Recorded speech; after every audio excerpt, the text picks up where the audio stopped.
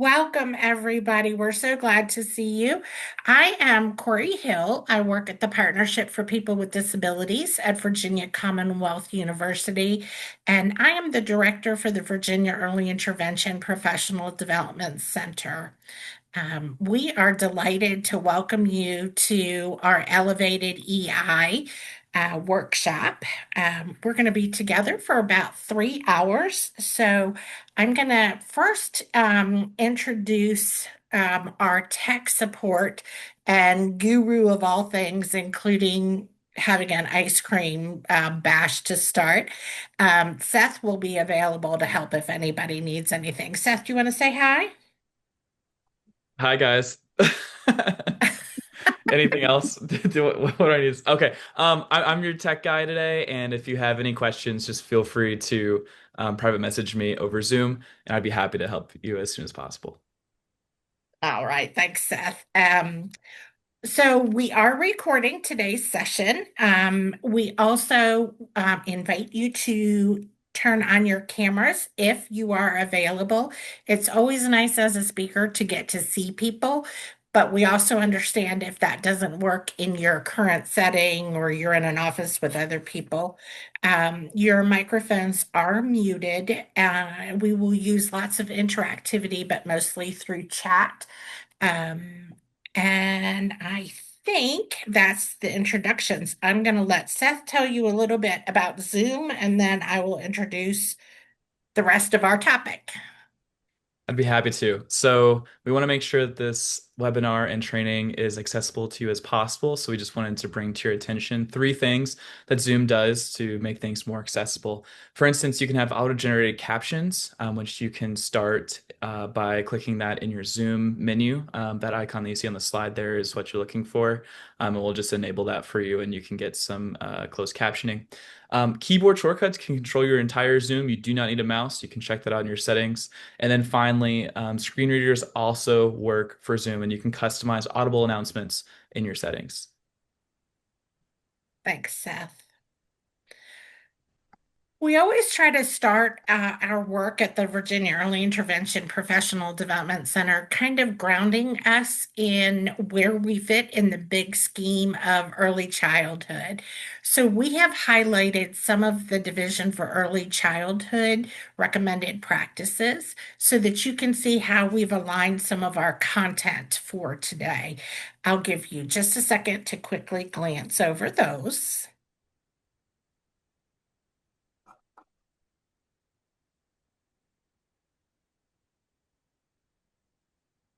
Thanks, Seth. We can go to the next one. Virginia also, for our state systemic improvement plan, is also focusing on social emotional development. So we have tied much of our content into the pyramid model as part of the framework that Virginia uses. And so our content today covers social emotional assessment, family centered coaching, building partnerships with families. Those are kind of the highlights of how we tie into social emotional.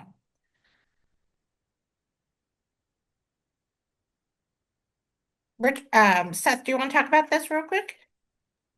Absolutely. So you'll see Morgan drop this link in the chat, but we have Padlet, which is just a third-party source of resources. And so this one link will take you to all the resources that we will showcase throughout this training. But even if you're not a fan of Padlet, don't worry. We'll be dropping individual links for each resource as we progress through them through this training.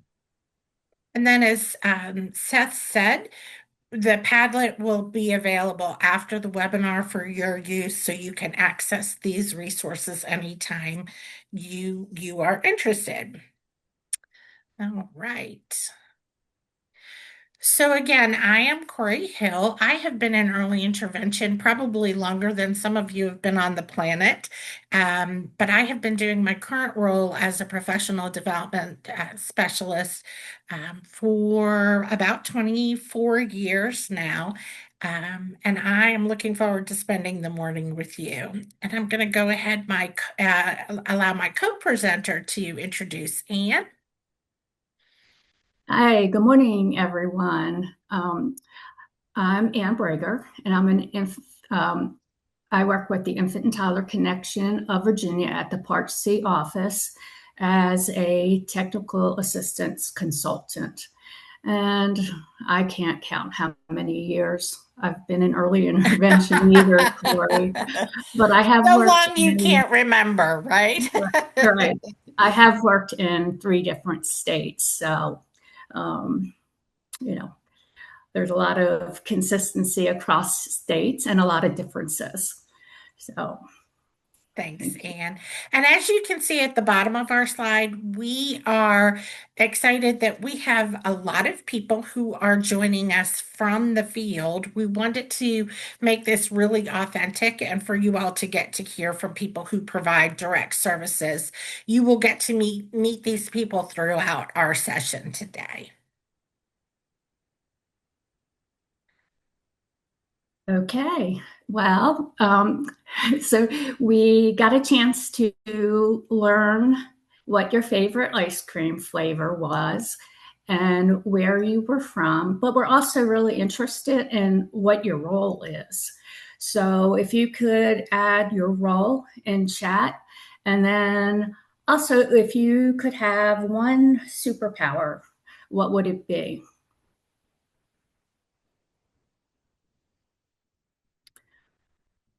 Teleporting. And fly. Heal everyone. Wow, that's powerful. That's really Yeah, powerful.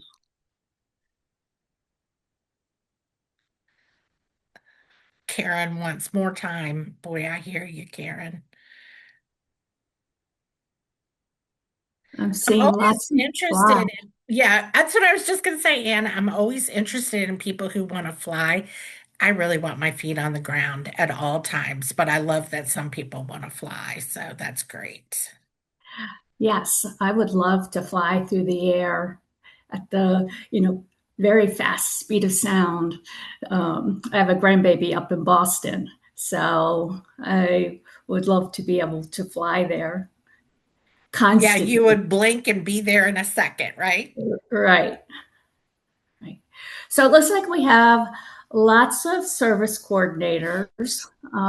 We have health coordinators, a lot of therapists. I see lots of speech therapists and PTs. Um, and okay. Well, thank you guys for sharing all that. We're going to start today with reviewing our learning objectives. And we're going to be focusing today on strengthening our skills and shared understanding around developing high quality, individualized IFSP outcomes. So, our goal is to connect the why behind these practices with the how we implement them daily. So, by the end of our time together today, you'll be able to leave with some concrete strategies and resources you can immediately use in your work. So we will be covering the who and recognize what your role is in the development of meaningful IFSP outcomes. And then we're going to be talking about the why. And why do we do this, and recognize that effective outcome development is an essential part of the EI process, including monitoring and compliance purposes. So you will be the what, you'll be able to explain the importance of individualized family centered outcomes. And then we're going to be spending quite a bit of time on the how. And you'll be able to apply Virginia's outcome development practices to your own IFSP outcomes using available resources to support knowledge and implementation. So, um, as we know, IFSP development really starts with those very first contacts with families. We're gathering that information from the beginning about the family, their concerns and priorities, and what daily life looks like for them. So this information is so valuable. Not only does it go into the IFSP itself, but it also helps the rest of the team to start to understand what really matters to the family when it comes to their child's development. So this one has a little bit of animation to it. Thank you, Seth. The information that you gather at intake, along with what you learned during the assessment for service plan, sets you up for that initial IFSP meeting. A lot of that information can flow right into the IFSP form. So let's talk about the who. So who is responsible for the development of meaningful IFSP outcomes? And that would be all team members, including the family, have a vital role in the IFSP development. So we're going to do a little pop quiz. This is true or false. And Seth, are they writing their answers in chat? Or do you have something fancy planned? There is usually something fancy planned. But for some reason the polls are not showing up. So maybe, and if you want to read them one by one and they can chat true or false. Right. So yes. Okay. The first one, true or false, one team member is responsible for writing the IFSP. And the answers are flying in, Anne. Yeah, I see that. Lots Wow. of falses. That's great. So you guys are correct. Developing the IFSP is a team process. And while the service coordinator is the facilitator of the process, all team members share important expertise to develop an IFSP that is relevant and reflects the family's hopes, concerns, and priorities. It is essential that all team members fully understand all components of the IFSP, and especially with today's focus on IFSP outcomes. So our next true and false. Virginia's practice manual is the best how-to guide for learning about IFSP development. And for our out-of-state friends, you can find the practice manual. I think it's going to be dropped. A link will be dropped in chat, and it's on our website. So there's a lot of great information in it. So I'm seeing pretty much everybody hit that is true, Anne. They got it. Okay, thank you. Having a hard time keeping up with the chat. It's going really fast. I'm trying to watch for you I too. know. It's going really fast. So you guys are correct. The answer is true. And we recommend that you read Chapter 7 in the practice manual about the IFSP and how to complete the form. It does provide some detailed instructions, and Chapter 7 also includes information about the roles of the team members who guide IFSP development. So there's a lot of great information there. So the last true and false is the IFSP is a legally binding document that reflects a child's functional abilities and limitations, a family's dreams, needs, and interests, as well as the responsibilities and commitments of other team members through supports and services involved with the child and family. So, true or false? What are you seeing, Corey? True, true, true, true, true, true. People got it. Awesome. Okay, great.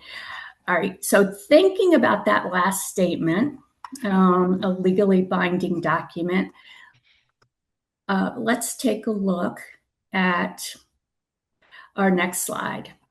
So I want to draw your attention to the way the IFSP is described here. As it's described as a promise between the early intervention program and the family. So think about that for a second. It's a promise. So it's just not a form that we fill out. It's a legally binding document that captures a child's strengths and challenges, a family's dreams, needs, and interests, and the commitments of everyone on the team who's there to support the child and family. So that's some pretty powerful stuff. So now that we know it's legally binding and a promise, let's talk about the why. And we want to recognize effective outcome development as an integral part of the process, including monitoring and compliance purposes. So the Office of Special Education Programs, OSAP, requires us to report not only on compliance, but also on results. They want to know if we're making a difference in a child's progress and in building the family's confidence in supporting their child. So the 3 child and family outcomes, they are federal reporting categories that every state reports on. They never change from child to child. So our individualized IFSP outcomes, if we think about the promise that we make to families, IFSP outcomes are family-centered, individualized, and measurable. They're tied to the child's participation in real-life routines and directly reflect the family's priorities. So while today we're focusing on individualized child and family outcomes, it's important to understand the connection between the 2 types. So the progress that we document through high quality individualized outcomes help us to accurately complete the child outcome summary ratings. And those cost ratings are what we report to OSAP each year. So let's talk about periodic oversight of systems and methods, or POSSUM, as it's affectionately called. Can you be affectionate with a possum, Anne? I don't think so, but our monitors certainly are. Richard can talk about that affection in a while here. So the possum is Virginia's way of checking in on how the state's 40 local early intervention systems are doing under Part C of IDEA. And the POSSUM process helps make sure programs are delivering high quality services and following federal and state rules. So I think about 10 of our systems, and Richard can correct me when he gets to it. But what's nice about the possum is it's not just a compliance check. It's driven by data and tailored to what's actually needed based on national and state priorities. So, for instance, thinking about family assessment and individualized child and family outcomes, we know that family assessment, both initially and ongoing, is the foundation of early intervention and high quality, meaningful outcomes. So, after a possum happens with a local program, they get a report on what's going well and what could it be improved, along with access to technical assistance to help them address program needs. So, in short, Possum is Virginia's friendly but thorough coaching cycle. It keeps With early, big teeth. huh? With big teeth. Yes, yes. And it keeps early intervention programs on track while making sure families and kids get the quality support they are entitled to. So, of those local systems that have been through PROSM, let's hear from one of them. And joining us, we have Jennifer Pagano from the Infant Toddler Connection of Virginia Beach. Oh, Thank welcome, Jen. And can you share with us how your system prepared for the possum review, particularly as it relates to the creation of family-centered outcomes? Sure. So I think that the great thing is that we were very focused on our on the pyramid model ahead of Possum, and we realized before I think we even knew that Possum that we were drawn for Possum that the outcome creation portion of especially the assessment and IFSP development meeting was an area that needed some rejuvenation. I think rejuvenation is kind of the word that I'll use. And so we had actually started the process. We had already trained service coordinators, and then did a four-part. We did four different trainings and required all of our providers in the system to attend what we call kind of a back to basics training, where we were doing some review about outcomes and among other things. So we were very fortunate that that was already something we had identified ahead of Possum. So that was not something that was identified on our Possum review, but it was something that we knew that we needed to work on. Okay. So you mentioned the results of the possum review, and how has that affected your system's practices as they relate to the creation of families centered outcomes? Did you guys have been doing a great job of getting back to the basics. And what kind of results did you see? So I think that the biggest thing with that is that we really wanted to notice, we wanted to really get back to just understanding that just because the Possum review didn't identify that as an area of growth, that we knew that we still needed to work on those things. And we're still going to continue to get back to the basics and do our work on functional assessment and making sure that the information that we're collecting is authentic and it is child-centered. And then by product, the outcomes continue to be individualized and are a reflection of what we found during our functional assessment.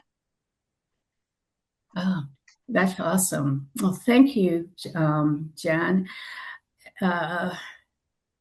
So let's go on to our next guest speaker, which is Richard Corbett.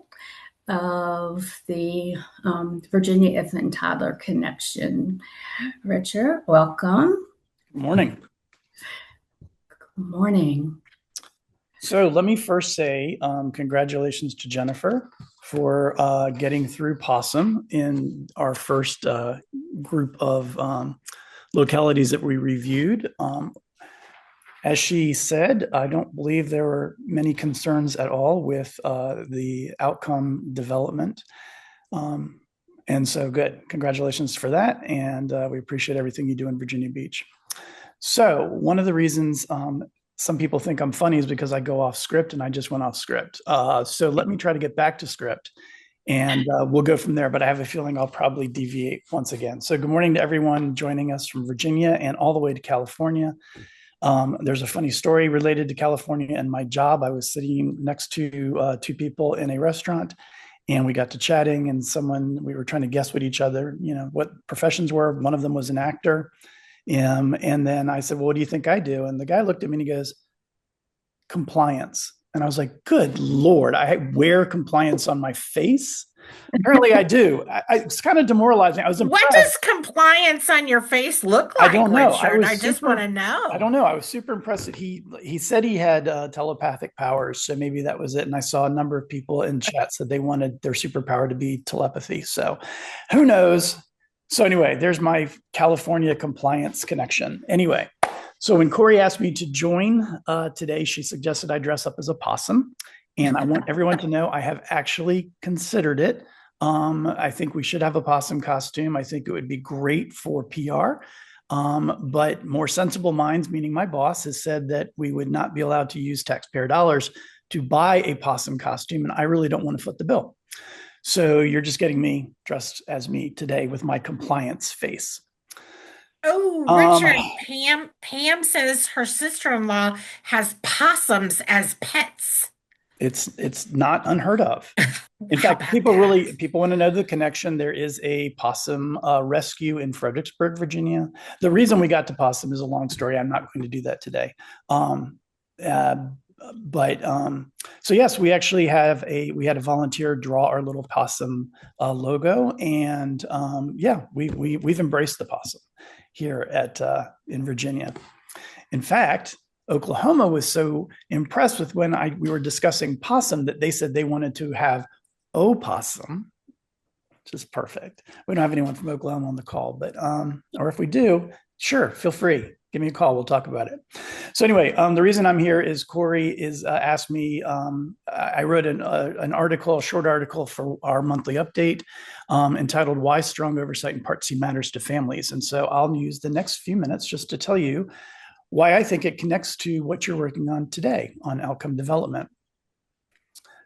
I'll also tell you this, from a federal perspective, there's really the requirements surrounding or concerning outcome development are pretty limited. When we're conducting a possum, we are looking to see evidence that the family was offered the opportunity to contribute their priorities, their concerns, their resources. We in Virginia do allow families, of course, to say that's none of your business. I don't want to do that, which makes your job much, much harder when it comes to writing those outcomes, because you eventually need to get that information in some form or fashion. So we're just looking to make sure first that the law is being met. Families have been offered the opportunity to contribute. And when they have contributed, that we're seeing evidence of their concerns and priorities reflected in the outcomes that are developed. And so we're sort of, from a compliance standpoint, we have found that everyone is, of course, offering those opportunities.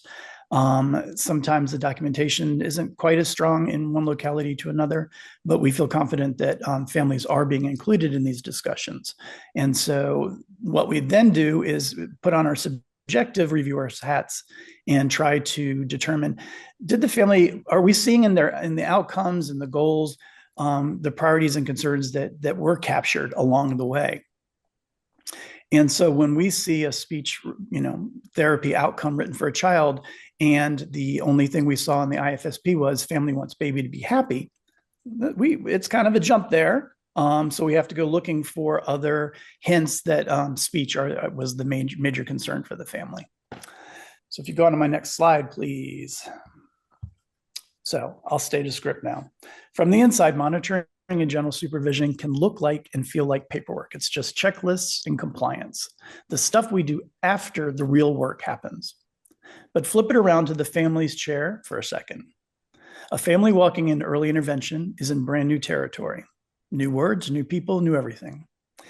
And the only thing they need more than anything is trust. They're about to tell you about their family, their child, their home. They need to trust you. They need to believe that the system is reliable and that it's going to do what it says it will do. Strong oversight isn't bureaucracy sitting on top of the work that is being done. It is the backbone of the trust. It's the behind the scenes work that makes the whole thing feel dependable. Next slide, please. Here's where this ties straight into what you're looking at today. When families feel confident in early intervention, the very first thing they notice is whether their plan actually fits their lives. In the article, I put it this way: plans reflect real needs. Families want an IFSP that's meaningful, individualized, and grounded in their daily routines, even if they don't use that language or understand quite what that means. The sentence right there is the bridge between outcome development and monitoring. Because what is monitoring actually checking for? It's checking whether outcomes are individualized, whether they're tied to the family's real concerns, priorities, and resources, whether they come from genuinely listening to the family, not from a drop-down menu.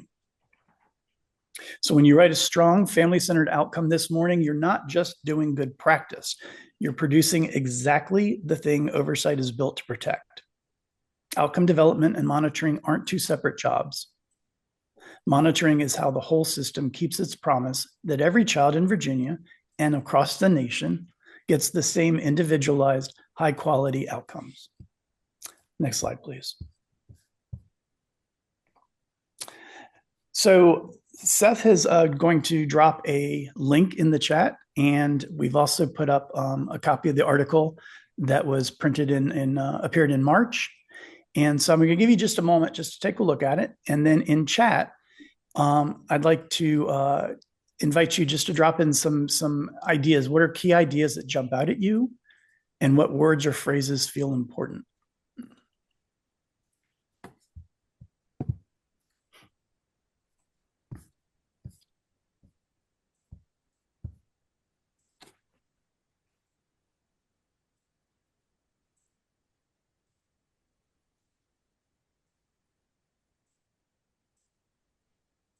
Meaningful, individualized, grounded in routines.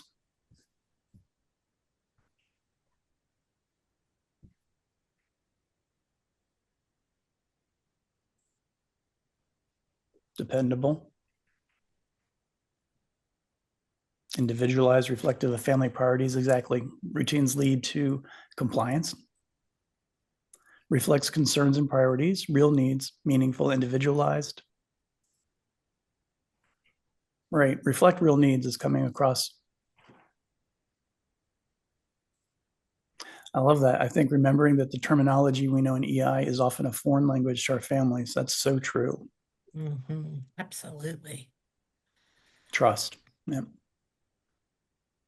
Yeah. I mean, many of us have been strangers in other people's homes, and we know the importance of being respectful and listening, and we know how we want to be treated when people come into our homes. And to really, are you listening to me? Do you understand what I'm trying to say? And sometimes people don't even have the words, and they need our help. These are great. Celebrating child's growth, learning new strategies, and partnering. Great.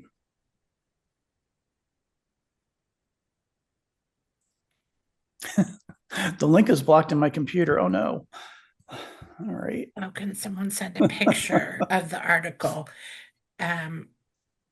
Will they be receiving a copy of the Yes, we will drop the link to the Padlet. If you can't get that,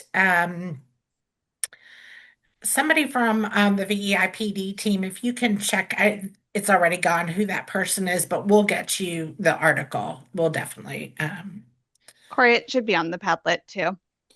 Yeah, it sounds like perhaps they can't get in to the Padlet, this person, but I'm not sure, Lisa. We'll get it to you. Oh, M Mills says she has the Padlet. Yep, she's good, or they are good. Sorry, I'm not sure who that person is. I'll read this last one. Families need to know, ooh, it disappeared. Families need to know you are confident in your work, reliable, and that they can trust that you're going to help their family. Exactly. Seth, if you want to advance to the next slide, I just had a few words I would jump out at me. Of course they do. I wrote it, but yeah, it's trust. It's being dependable, and it's focusing really on what each family needs. So that's great. And you'll see if you all are looking in chat, Morgan also dropped a PDF copy. This is why it's so wonderful to have a team in the background there trying to address all of this, but just keep letting us know if you're having any challenge with these. Thanks, Morgan. And I'll just close with this. When families trust the system, they can stop worrying about it, and they can just focus on their celebrating their child's growth and progress. That is the whole point. Strong outcomes backed by strong oversight are what makes everything possible. So thanks for letting me join you. I have to go back and do some more compliance stuff.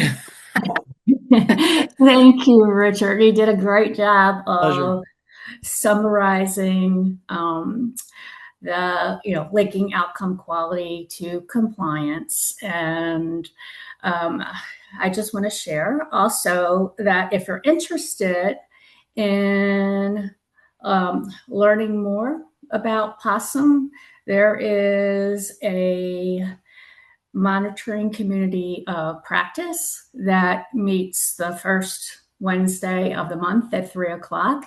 And the possum is very often covered there. And if you go to our website, which I think is going to be put in chat, you can, all the past community practices are archived. So that way you can kind of catch up. So thanks, Richard. Okay. So as Richard said, assessments connect to family priorities. They're tied to functional needs, and progress can be monitored over time, and our documentation supports the child and family's early intervention. So now we're going to move on to the what. And participants will explain the importance of individualized family-centered IFSP outcomes. And so what we've learned is that when we think about that IFSP promise, as we discussed earlier, outcomes truly are the heart of the IFSP. They articulate a family's hopes and dreams and confirm the practitioner's commitment to support the family and their child's growth and development. So, and we know that taking the time up front to really learn about the family and their child and their concerns is the framework that helps us build those IFSP outcomes. So did you know that the word assessment is derived from a Latin word meaning to sit beside and get to know? That simple definition beautifully describes what authentic assessment is all about. So we are going to, in the chat, if you could just tell us, what does authentic or functional? Virginia often uses those two words interchangeably. What does that look like to you?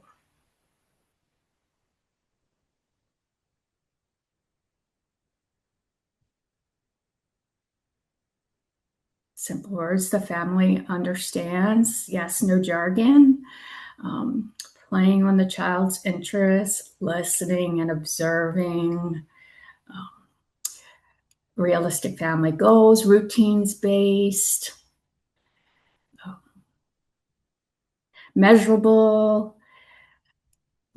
You guys are hitting on so many keywords, which is going to lead us right into Virginia's definition of functional assessment.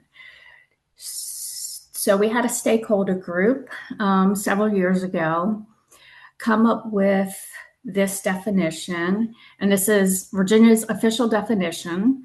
And if you can't see it, the definition is functional assessment is a continuous collaborative process that combines observing, asking meaningful questions, listening to family stories, and analyzing individual child skills and behaviors within naturally occurring everyday routines and activities across multiple situations and settings. So if you look at each one of those circles, there is an example of, a kind of what does this look like in practice. And there's also a great resource on functional assessment. It's a learning path, and that will be in your Padlet as well. And Anne, you'll see, and again, you all are not expected to be able to read these small, these are like snapshots, but we have dropped in what Anne was just talking. We've dropped this definition of functional assessment from Virginia in the chat, and it will be added to your Padlet as well. So the other great things about each of these circles is there are videos. Not only do you get kind of an overview of what it looks like, but there are videos that take it even further. And so we're going to take a minute to watch one of those videos. Okay. Functional assessment. Multiple situations and settings, and naturally occurring. This learning path focuses on two elements of our functional assessment definition: multiple situations and settings, as well as naturally occurring. Let's first think about multiple situations and settings.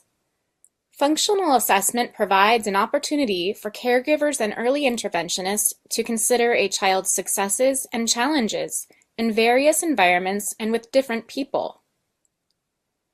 When children are able to use skills in different places, with different people, and during different times of the day, this demonstrates mastery. Sometimes this is called generalization. Meet Alden and his family. Throughout the week, Alden spends time at home with his mother, father, and big sister.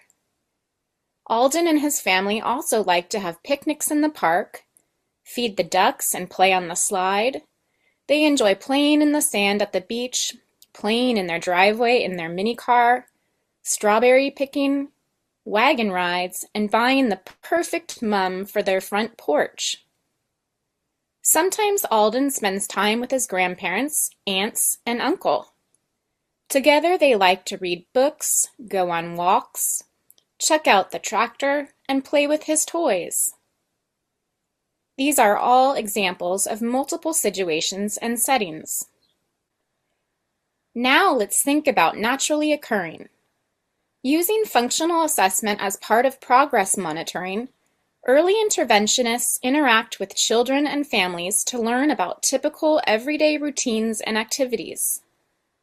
By joining families during these activities, there is time to observe what is going well, what is difficult, model, practice, reflect, and strategize how to support the child's development. When considering IFSP outcomes, sometimes early interventionists try to insert activities that truly are not a part of the family's typical routine.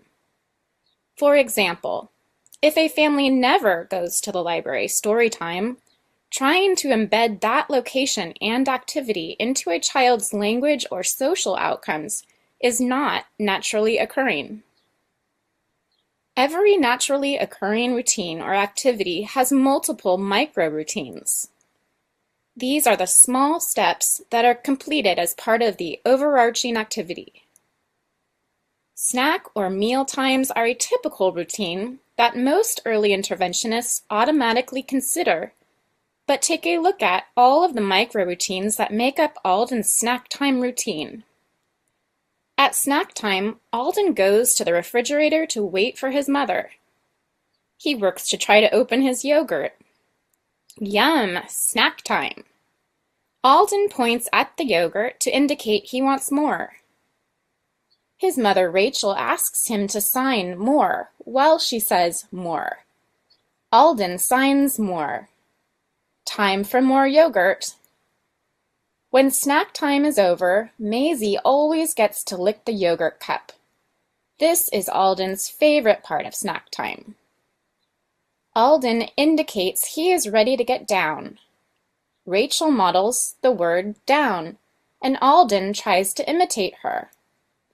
As snack time comes to an end, Rachel gives Alden a one-step direction to throw the yogurt cup in the trash. One naturally occurring routine with multiple micro-routines included.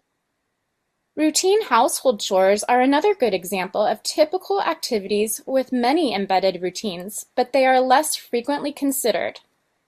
Check out how Alden helps his dad unload the dishwasher. Alden goes to the dishwasher and tries to open the door. Alden's job is to find the spoons. He shows his dad, Todd, the spoon he found, and Todd says, spoon, and another spoon just his size. Todd models the words, Alden's spoon. Alden takes his spoon to the silverware drawer and drops it in. Alden begins to push the drawer closed. And his work is done. Alden uses the sign for all done. Alden and his family demonstrate the use of multiple situations and settings and naturally occurring routines and activities as part of functional assessment, service implementation, and progress monitoring.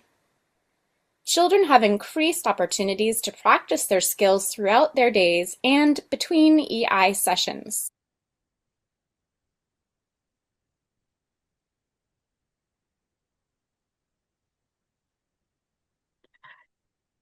Okay, so in chat, thinking about what we just watched, what kind of jumped out at you about when we have that conversation about the child and family's routines? Did anything you see kind of jump out and make you think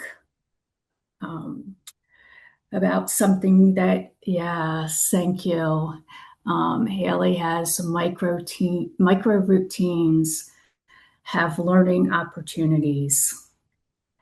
And that's one of the things that really jumped out at me because, you know, a family can share the routines and activities they participate in, but there are so many skills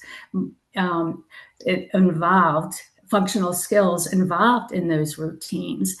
And sometimes we forget to explore those. So micro routines is something that I'll keep in my mind as we do functional assessment.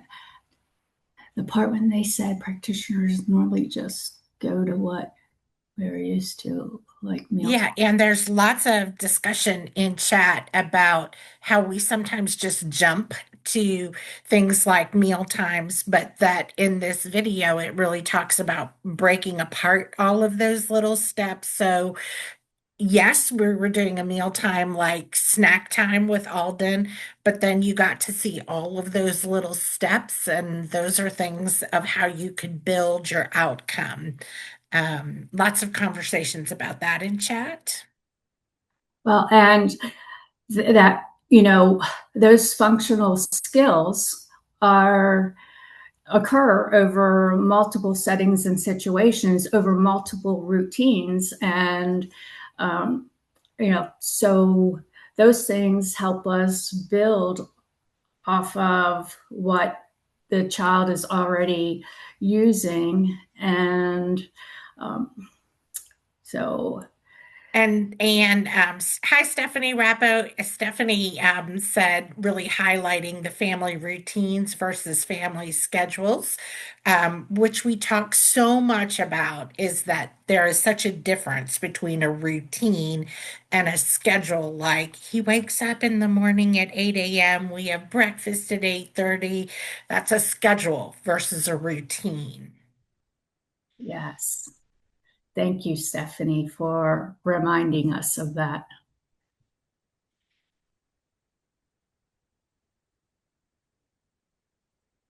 Okay, so thank you guys. So now let's think about family assessment.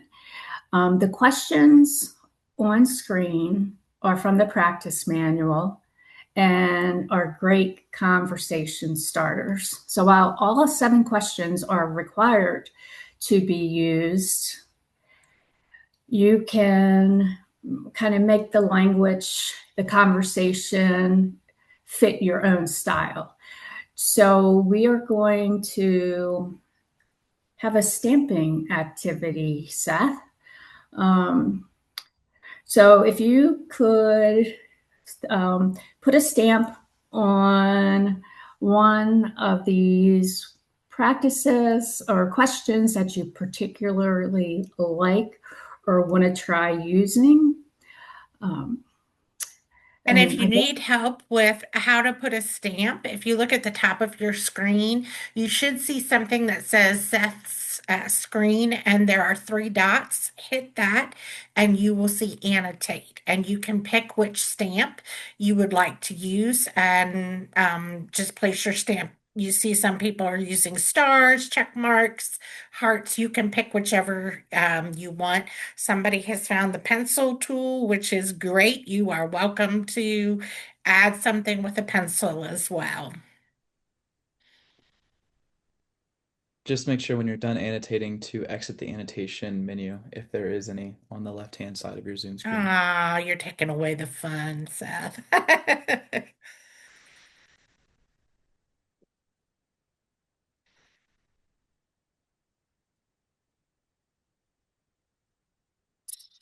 So let's see if I can see. Yeah, it looks like. And tell me about your routines and activities. Which activities are going well and which are not? Seems pretty popular. Right. And that's a great one that, to get into some of those micro routines and keep it really functionally focused versus talking about schedules and, just not that bedtime is a difficult routine. But what is it about bedtime that is challenging, and just exploring those routines and activities in depth of what's going well and what's not.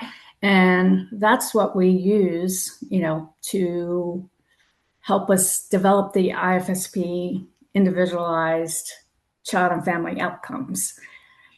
Anne, one of the things that when we talk about this in some other trainings, we ask, even though, as you said, these are the required questions, but we talk about how do you make this sound like your voice? How would you change that up? And I frequently tell this story. One time, a service coordinator was asking a family, tell me about what this would look like. How do you know if this has been successful? And the service coordinator said, I say to the family, if this was going lovely, what would that look like at your house? And it was so powerful that she kind of put it in her own words. So I'm really curious for those of you who chose one of these, does this sound like your language? Would you change it up a little bit? We love to have samples of the kind of questions you ask. So if you have one, please put it in chat and we can add it to our Padlet as another tool that you all could use.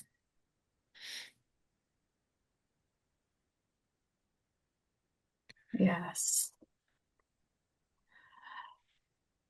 Okay. Well, it looks like all the stamping is slowing down. So thank you. And for all the interesting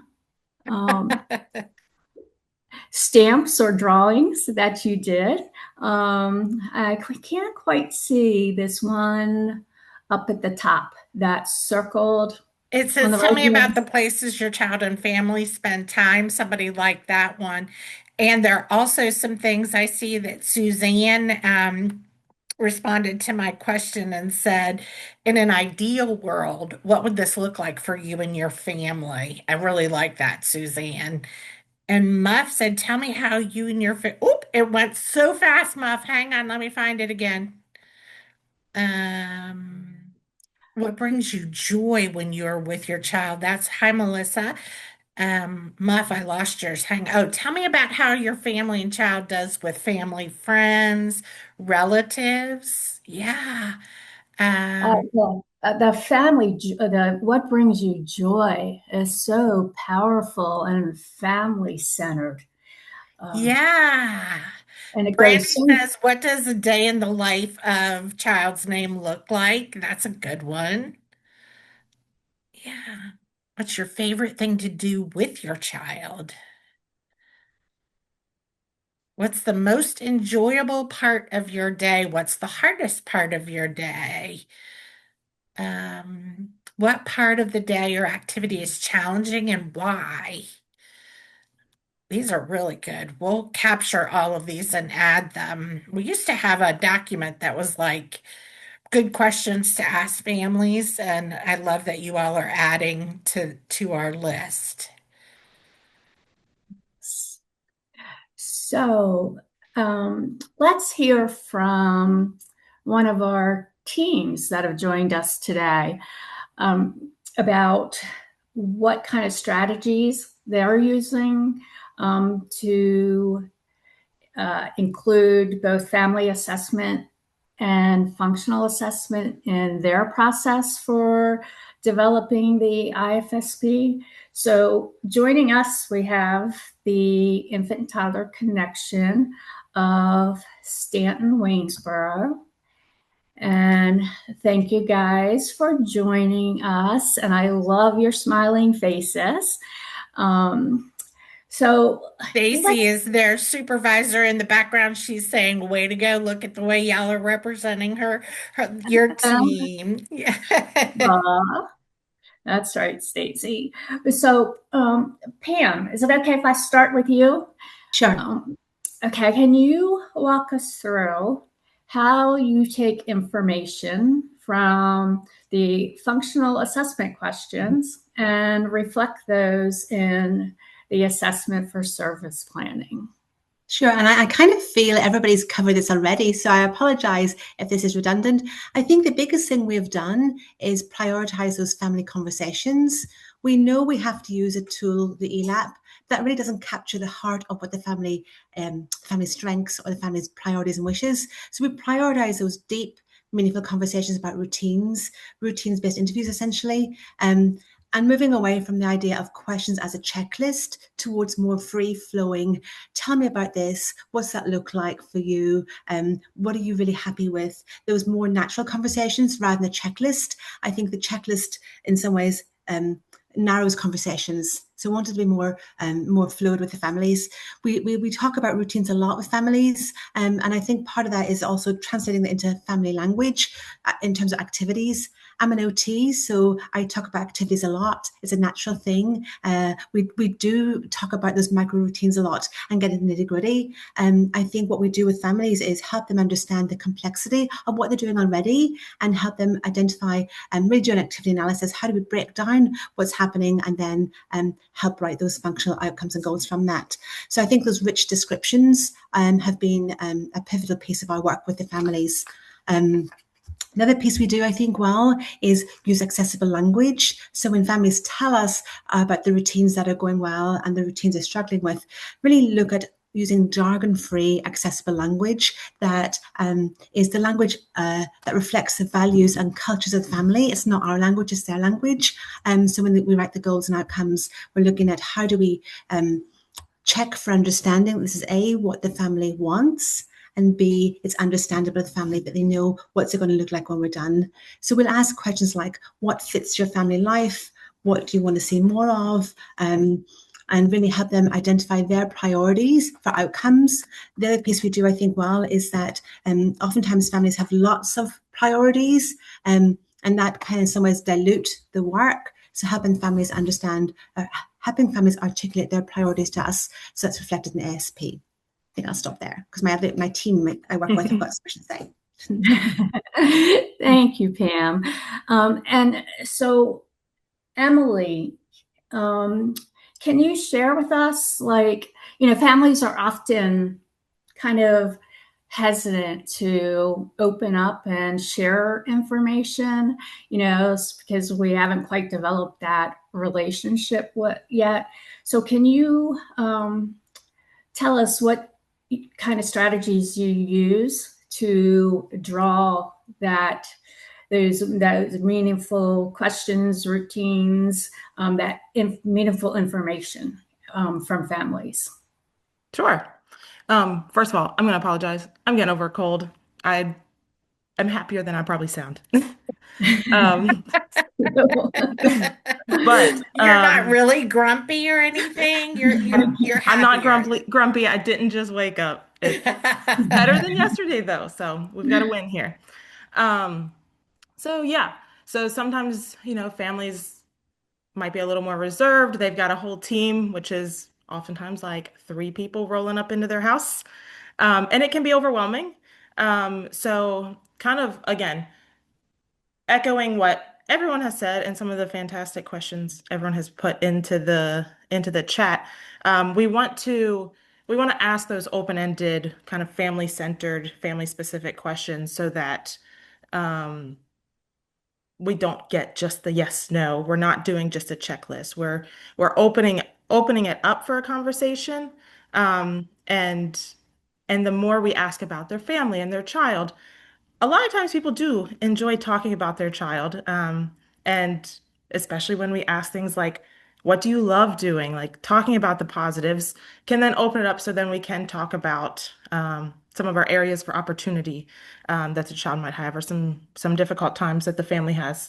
I also think an important piece is to be reflective. So we're listening actively, we're reflecting back from what they say.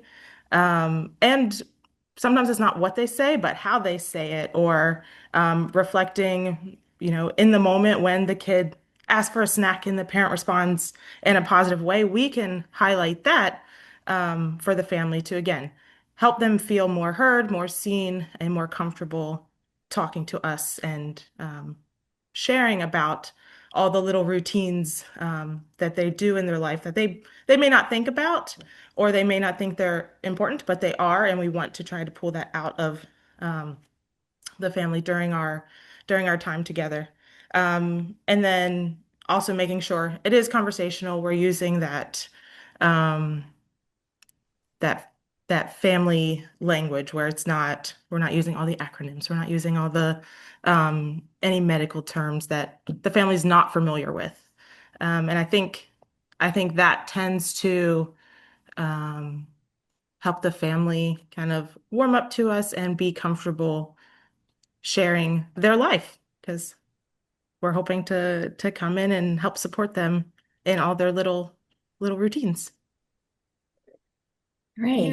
Emily and Pam, I was taking notes because I love hearing what people in the field talk about. And one of the things you both said was not a checklist. That Pam said, I go for natural conversations. Emily said, we open it up for conversations. And so another thing, Pam, you said is that when you look at those micro routines, you're looking down at the nitty-gritty, and the complexities. But I'm curious, how did y'all learn that? Well, for me, I'm an OT, and that's my bread and butter, I think. But I think Robert McWilliams' work on routines-based interventions and assessment was eye-opening for me. The idea of that level of detail and conversation really matters to families and us as practitioners, because that's how we help scaffold the child's development and learning and the family's development and learning. So it was really by reading, and McWilliams' work was just seminal for me. Yeah. And we'll be talking a little bit about Dr. McWilliam in just a little while, but I'm dropping it in chat if you're not familiar with his what is it, routines based Interviews and interventions. interventions. Yeah. Yes, I'm dropping that in. Um, and Emily, I loved what you talked about. Be reflective, listen actively. Um, I think sometimes we get so tied to that idea of a checklist and I have to get through my papers, that we're already thinking of the next question without listening to what the family said. So, any tips or strategies on that, Emily, that kind of help you think about being more reflective? Yeah, so one of my favorite just like phrases is like, just tell me more about that. Like, tell me more about that routine. Tell me more about what your child does, what you know your child does at daycare or with grandparents. But that tell me more, it shows that we're listening and we do want to know all these details about how the child feels and does in these different situations, different settings. Um, and I also we've talked about this already as well, but the what does it look like for your family? Where if we're talking meal times, if a family is a family that gathers on the floor to sit, I'm not going to be talking about high chairs and like we want to know Exactly. specifically what it looks like in their household and what their priorities are. I think that example, Emily, one time I heard a service coordinator talking about a family that her perception was that the family was not, quote, following through with the outcome that was written. And the outcome was something about at snack time, Sally will, whatever the outcome was. And every time they would talk about, how's that going? What are you doing? The family said, we don't believe in snacks at our house. We don't do eating between meals. And so we've written a whole outcome on something that they would never, ever do. Mhm. That's a disconnect. That's a big, big miss. But we have to ask those questions and really hear. And hi, Gari. Gari says she thinks it's important to listen actively and validate some of the things the family is already doing to Absolutely. really help build that rapport. Absolutely, Gari. Let's see. Terry says it's really task analysis. Absolutely. We talk about some of those kind of special ed terminology sort of things of scaffolding and collecting data and task analysis, but it is what we're doing. Um, Somebody said the same thing goes for outcomes around using utensils. Does the family use forks? A lot of families don't. A lot of families feed their baby. Mhm. My daughter is married to an Iraqi man, and they feed their children much longer than we do in the United States. And so My son-in-law is very interested in the children being very clean. He does that thing with the spoon, where he puts the spoon and if a little bit dribbles, he's like getting it around their mouth, it's um, because that's really a priority. So my grandchildren didn't get spoons unless my daughter was feeding them. Then they had kind of a mix between how their baba does meals and how their mama does meals, completely different because of just the cultural norms for their family. Candace notes self-help skills, exactly what I just said, vary from culture to culture. Stephanie says, really have to take that into consideration, but we can only do that if we're asking those questions and real or observing and asking how that looks for your family. Let's see, co-sleeping is another example. Absolutely. A lot of times we have some professional biases about what we think is right or wrong about sleeping, co-sleeping. Um, Really not for us to call, but really understanding what that looks like for that family. Terry says being a great detective is so important. Asking those right questions give you that information. That's exactly what we're trying to get at. Exactly. So, Corey, I'd love to hear how the team, um, when you think about culture, especially, and there's biases, but how does the team reflect family assessment information and support outcome development? And when you're writing the assessment for service planning and thinking about those child outcome statements, especially around culture, um, how do you kind of reflect that in your ratings? Carrie, can you talk a little bit about that? Yeah, this is, I think, again, just being culturally sensitive when you are doing an assessment. So asking all of the right questions to best understand how a family uh, does each routine, and then you'll be able to write a goal that's appropriate for the family.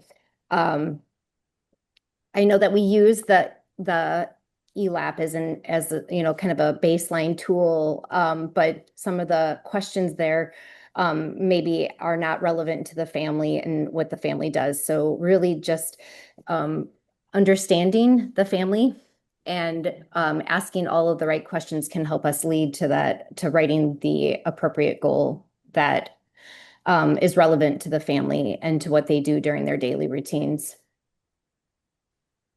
Okay. And how do you, when your team's determining the ratings, how do you guys take into consideration culture, or if the child may, like isn't using a fork or spoon because of their culture, is eating with their hands? How do you guys take that into consideration when you compare it to typically developing peers? Isn't that a challenge with the ratings, the way they're written, because they're not actually written in a very culturally inclusive way? I think we want to give families and children as much credit as possible for what they're doing, because it's about their cultural life and their participation in their meaningful routines. Yeah, and Pam, you're actually the one who made me think about it, because when you think about all those micro routines as an OT, and especially how a child, meets that functional behavior. It may not look like his typical peers, but we don't mark the child down for it. I mean, especially so if you're thinking about the way that he uses his hands, because he has a challenge with his motor skills, but he makes it happen. He can get his needs met. So I love that. I love that point, Anne. And I think it reminds me of the F words. You know, the F words framework around function, family, fun. You know, if a child, family can do things in their way and they're successful and they feel successful, that's what matters.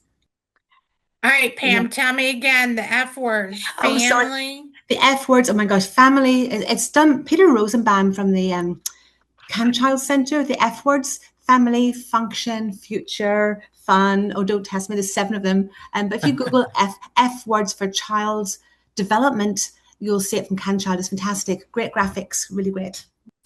That's good.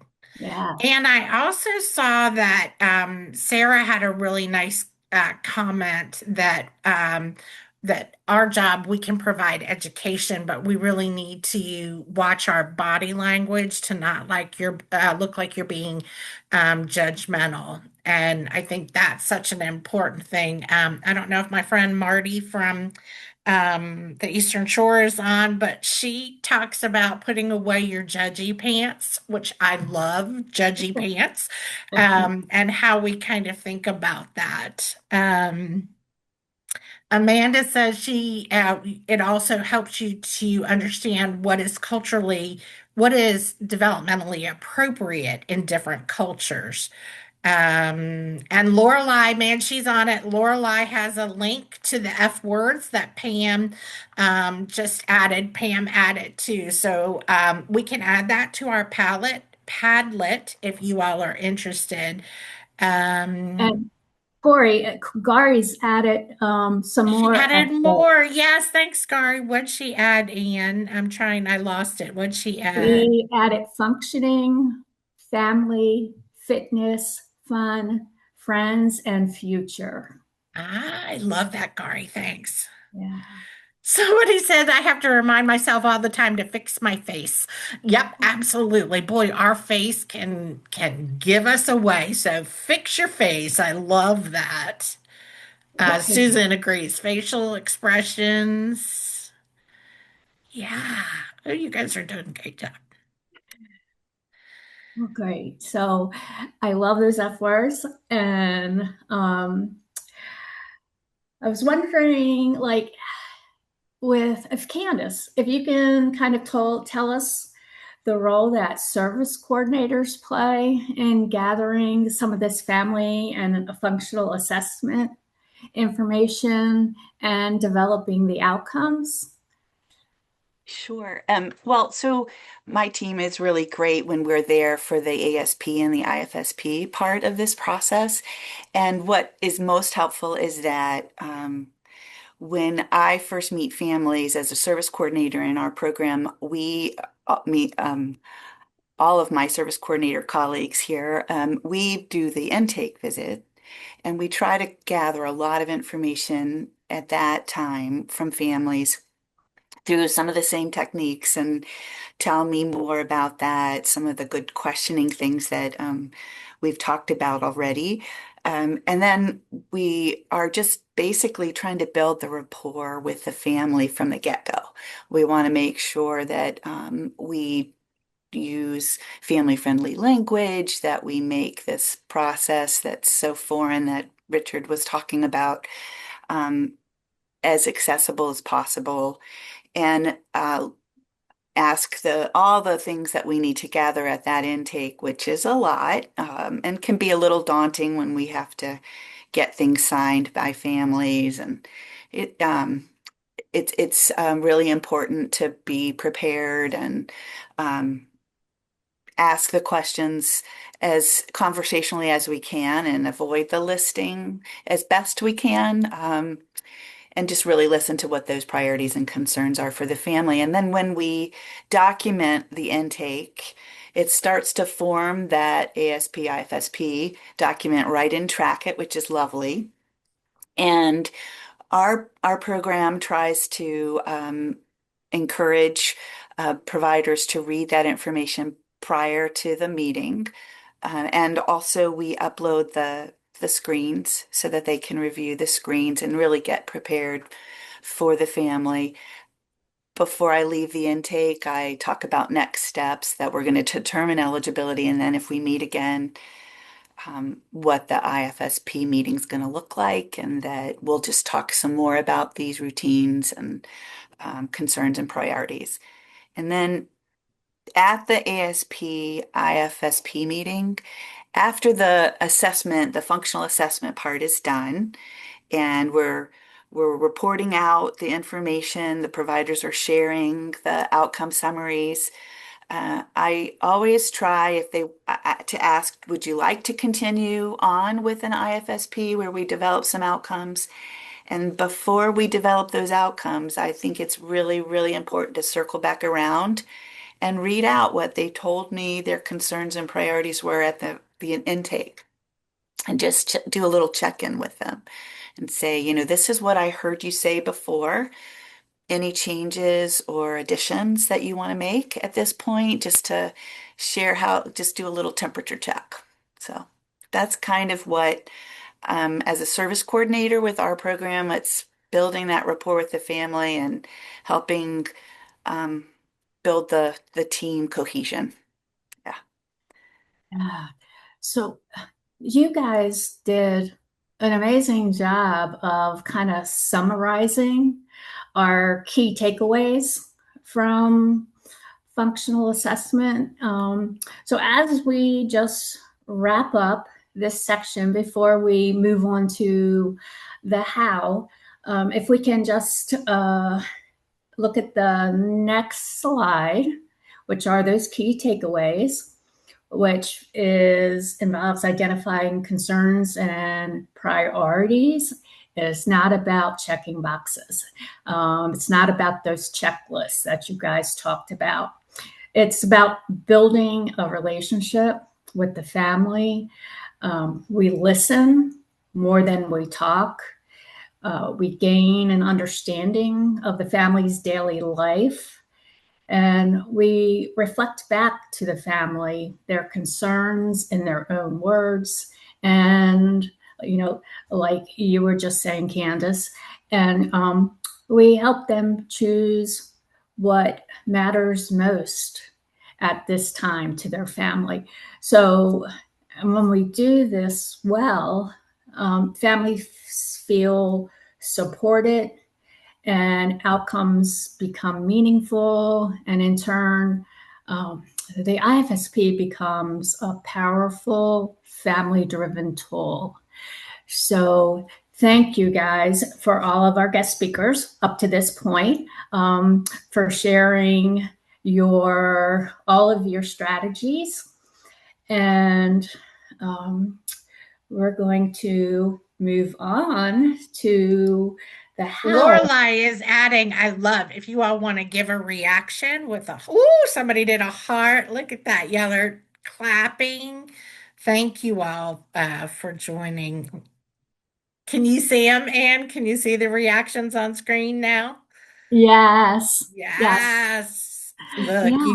Stacy, they did you proud. They did you proud, Stacy. Yes, they did. And so did Jen from Virginia Beach. Yes. So, yeah. So at this point, Corey, I'm going to turn it over to the next slide. All right. So Anne has covered the who, why, what. Now we're going to talk about the how a bit more. We are going to really focus on applying Virginia's outcome development practices so that you all can use your all the things that tools we're going to explain so you can practice with your IFSPs. You probably got a notice when you registered or the reminder. If you have an IFSP on your laptop, you will need that during this session. So we need an IFSP with at least one outcome. And you can go ahead, Seth. So when we think about the team writing those outcomes, I think one of the things that we've really focused on is combining everybody's expertise to make it functional and meaningful and really grounded in the family's priorities. So when we start thinking about facilitating that outcome development process, one of the things I really liked, Candace, that you said is that you take that pause and say to the family, are you ready to move on? Because that can be such a long process, and you kind of get that glazed over look like I can't absorb anymore. So I really liked that Candace said that she kind of paused and said, are you ready to move forward? And then she talked about revisiting the family's priorities.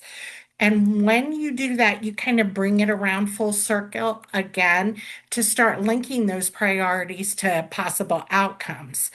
And all those questions that we asked, what would it look like for the family if that was achieved? So one of the things that we're going to drop in chat. Remember, I said that we try to collect good questions, and you all added some great questions that we can add, but we are going to add what we call a quick reference guide that has some really good questions about the idea if you ask good questions, you get good information to make good outcomes.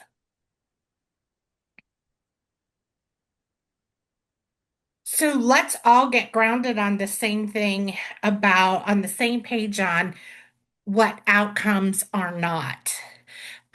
Because sometimes we still see these kind of outcomes. And so, as we're talking about all of these strategies and tips, I want you all to think, is that the kind of outcome I might have thought about writing? So, the first one is outcomes are not tied to missing developmental skills from the assessment.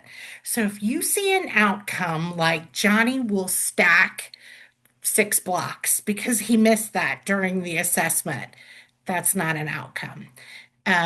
Sally will put 3 rings on the ring stacker, not an outcome. Also, outcomes are not statements about the services the child will receive. Sally will get PT in order to be able to walk, not about services. And then global developmental statements that really don't hone into what the child is going to do. Nobody will know if the child has made any progress. If we see things like Tommy will have all of the skills of a typical 18-month-old, that's not an outcome. So those are things that we're going to focus on not writing. Let's spend a little bit of time talking about what the well-written outcomes really look like. And we have kind of 6 tips. So the first one is they're strengths-based. We are not focusing on, again, things that the child missed on the assessment, but we are going to focus on the things that the child does well and how we can use some of that to build our outcome. We've talked a lot, and you've heard so many good questions about focusing on family priorities. I also want to add the idea of really focusing on families' hopes and dreams. It is our job to recognize their hopes and dreams that they share with us and use our knowledge about development, about how we can move towards that. So there might be a time when you're wondering, will this child be able to walk independently? But we're going to build to that because we don't know. We never know what that could look like. I frequently tell this story about a child that I worked with who had a very significant traumatic brain injury from chicken baby syndrome. And when we looked at the MRI, there was so much damage, and we thought the child probably was not going to have vision, probably had lost most hearing. Just thought it was sort of a grim picture, to be honest. And when the last time I saw that child, she was in 4th grade, and she was a straight A student. And so we just never know what the family's dreams and hopes and what can happen. So we want to focus on that. We want to be sure that they're individualized. We're going to spend some time. I think sometimes that's the hardest thing is individualization and making sure that we're not writing kind of canned IFSPs. I can't remember, maybe it was Richard who said that idea of we don't want to have just a list of outcomes that we just keep doing. Lorelei notes that about neuroplasticity, and boy, that was exactly what happened with that child. Everything rerouted. She was about 3 months old when the injury occurred, and absolutely, Lorelei. All right, let's look at number 4. Contextualized. That's a big word, but it means within the context, within everyday routines and activities. We're not going to build outcomes for something that families will never do. I frequently see things like the family will go to toddler story time at the library. If that family never ever goes to the library, we're not writing an outcome about them going to toddler story time because they're not going to go to the library if that's not part of their everyday routines and activities. Number 5 is that it's functional. When we watched Alden and his family, we really looked at some practical, everyday kinds of activities that were just natural functions in that family, like loading or unloading the dishwasher. And number 6 is that it's measurable. That really means that anybody can say, has the child made progress? Do we need to relook at that? In Virginia, our IFSP is a payor document. And so we have to be able to say, is it measurable so services can be paid for? So making sure that it's understandable that yes, there's progress being made or we need to adjust this. So we mentioned Dr. Robin McWilliam, and Virginia has used some of Robin's work in how we write our outcomes. Now, you learned some of this if you were in Virginia when you got your EI certification and took the modules. I'm going to see in chat if you can remember. We call it the ACC. Let's see. Seth's going to put it up. What does the A stand for? And here's a hint. If you're looking at a Virginia IFSP, it's written in there. Yes, Casey says acquisition. Acquisition. So acquisition is what is the skill that we're expecting to see? All right. What's the first C mean?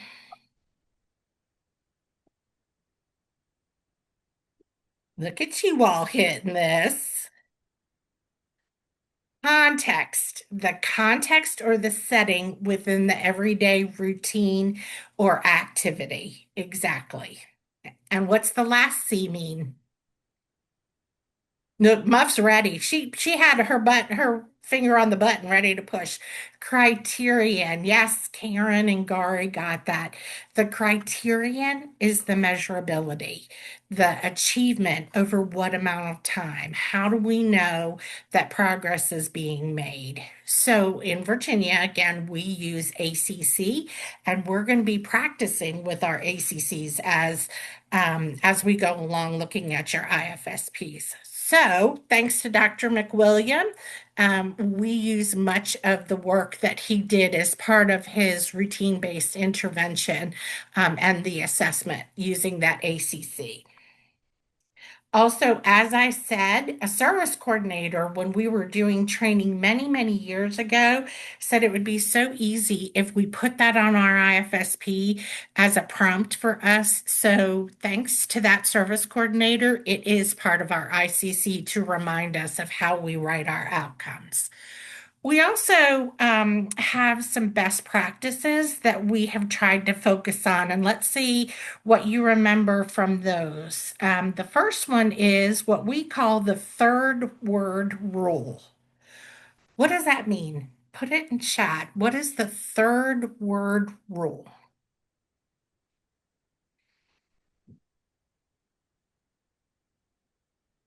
Yeah, Sandy, what the child will do. It's an action verb. It's a verb, exactly. Johnny will verb do something.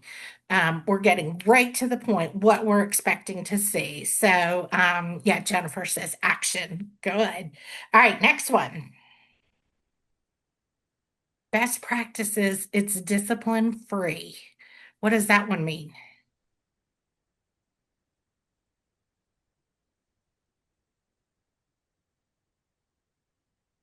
Not clinical, not an OT or PT goal. Yeah, no jargon, April says. Absolutely. So if we're still stuck in a practitioner saying, that's my goal, that's not discipline free. Terry says anyone will understand it and be able to implement it. Family specific and understandable. Perfect. April already jumped and got this next one, jargon free. Now, there's some mixed feelings about this one. Some practitioners will say, well, families need to know that jargon of adduction and abduction, and there are big ones in speech language pathology too.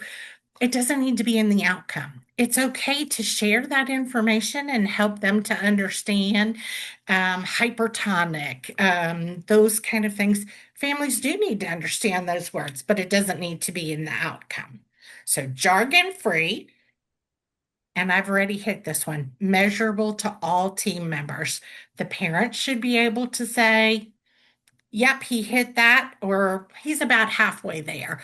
The grandmother should be able to do that. The insurance provider, the doctor, any of the team members. So everybody on the team knows what that measurability means. So when we think about, it's okay that you move forward, it's okay. When we think about measurability, one thing I talked earlier about kind of special ed sort of language, we don't need trials like 2 out of 3 times because that's not how people live their lives.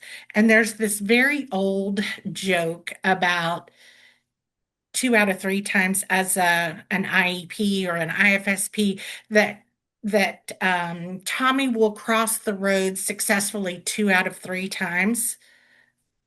What happens on the third time? So we don't need trials. We also don't live our life in percentages. Um, if somebody said to me, is she doing that 80% of the time? What is 80%? I don't know. But I can, with measurability, say he can finger food. He can use a pincer grasp to get 6 Cheerios in his mouth. That's measurability that makes sense to a family. So what we're gonna, Morgan just dropped all of those key characteristics of well-written IFSP outcomes that I went through. That's one that you're gonna want to download in the hyperlink that she just dropped in chat. And we're gonna give you about 5 minutes, and you are gonna look at the IFSP outcome that you brought, and I want you to use that checklist and write some notes to yourself. This is a strategy for you to start practicing the next time you're writing IFSP outcomes if there are things you want to grow professionally. So think about what are your strengths and what could you improve on. So Seth, we are going to put 5 minutes on the timer. It is going to be quiet during this time while you work on your own IFSP. All right, let's all come back together. And I would love if a few people would say, what aha moments did you have as you looked at your own IFSP outcome? Muff says, this is interesting connection of the family concerns, routines and activities in the IFSP and relating it to the outcome. Muff, I'm not sure. Tell me a little bit more and I'll try to watch chat. Miranda says it made me realize as a service coordinator that I don't always include all the information. Oh, Miranda, that is a perfect segue to what we're going to be talking about. We are hearing that people are asking those good questions, but it's not always getting translated into the IFSP outcome. So, great aha moment. Carrie says I need to tie back to the daily routines and activities to make more sense to the family. Maureen says she used the word midline. Yeah, exactly. All right, I'm gonna give it just another second and see if anybody else adds anything. I need to be more specific, reflect activities and interests. Outcomes are written about the info family shared, but those aren't reflected in priorities and concerns. Yeah, the concerns listed in the IFSP. Ha, see, you guys, like it's like you were a plant muff. Exactly. That's what's happening is folks are gathering that good information, but then it's not getting tied back into our IFSP outcomes. Thanks. Stacy wrote that and Muff wrote that. Jennifer says reflecting more routines, not letting providers make out make it sound so technical. Exactly. Trying to really make that more of a document because the IFSP is that family's document. It's that promise we started at the very beginning. So this is a tool, a really nice activity if you all are looking to practice is what we call pair and share. So you find a colleague, you swap IFSP outcomes, one that that person wrote, one that you wrote, do the checklist, and then have a conversation. Really nice, easy way to kind of practice IFSP development. All right, Seth, let's move on. So, one of the things that we really need to focus on is the difference between a priority and an outcome. A priority is more generally stated and includes an activity, but here's the key that's important to all families. That's a priority. All families want that. So we're going to pop up some examples. All families want their child to walk, talk, eat, and play like other children the same age. Those are priorities. Those are not outcomes. So while it sounds like an outcome, we're going to work on how to make it more of an outcome. So in a minute, we're going to meet, here she is, Amara.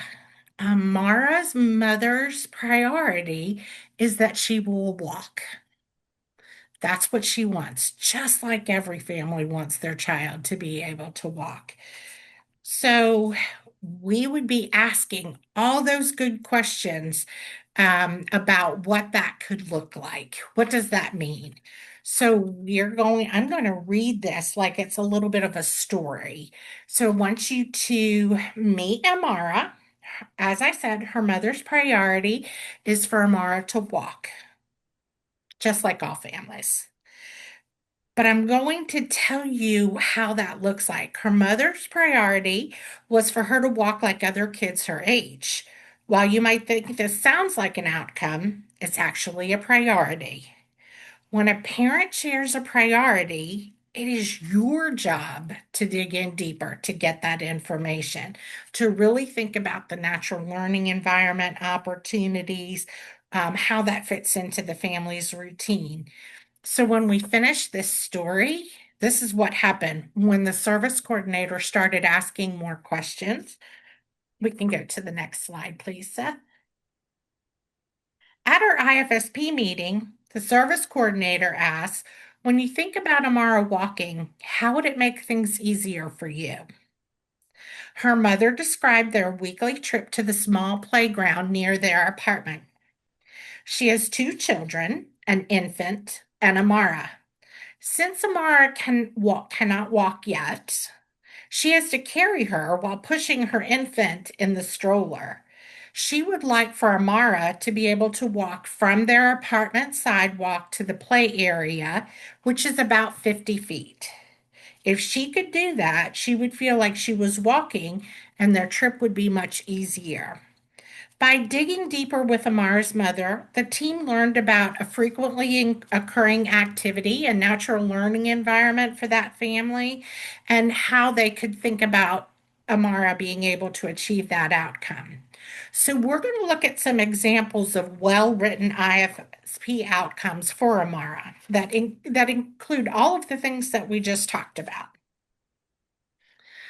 The first one, I want to key you all to when you see this color coding, we have done this throughout all of our activities about outcome, where green is the A, acquisition statement, purple is the first C, the context, and red is the C for criterion. And we do that to help people see, okay, I've really written the outcome using that format of ACC. So this first one is Amara will walk from the apartment to the park play area, 50 feet, with her mother and sister independently 1 time a week for 1 month. So I'm wondering, how do you think we did on this one? Put in chat what you like or what you see that you think was well done.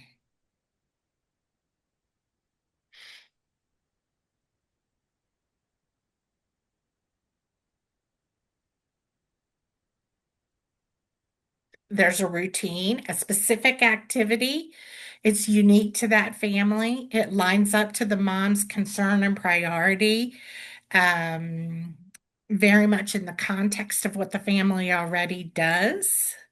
Clear expectations. Miranda says it's individualized and measurable directly to the family. Um, it's focused in the context of where the family is already doing, and it's observable. Absolutely. Jennifer says it's routine based and it's achievable, it's easy to read and understand. All right, let's try another one. Same child, same child, different outcome. Amara will walk across the living room 10 feet to greet her daddy when he comes home from work each day for 1 week. Any comments on that one?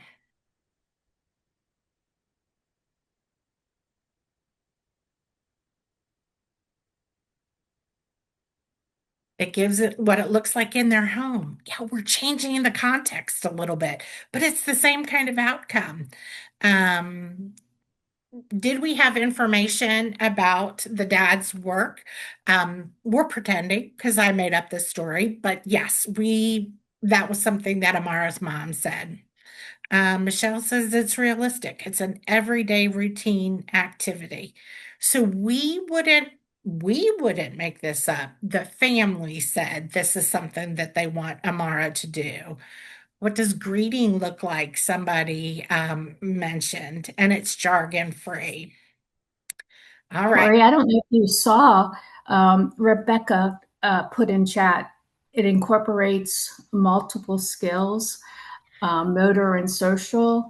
It's not those silo skill, goals and outcomes.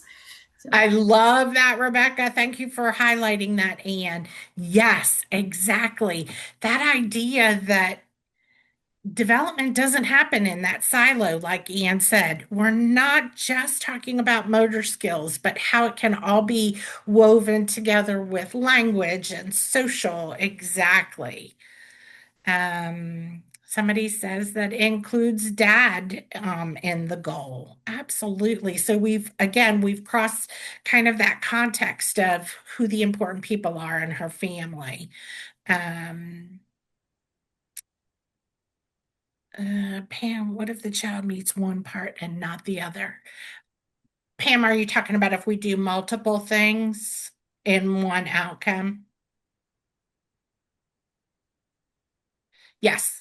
So Pam is commenting if you do multiple things like walk across the living room, kind of a motor, greet her daddy, kind of social.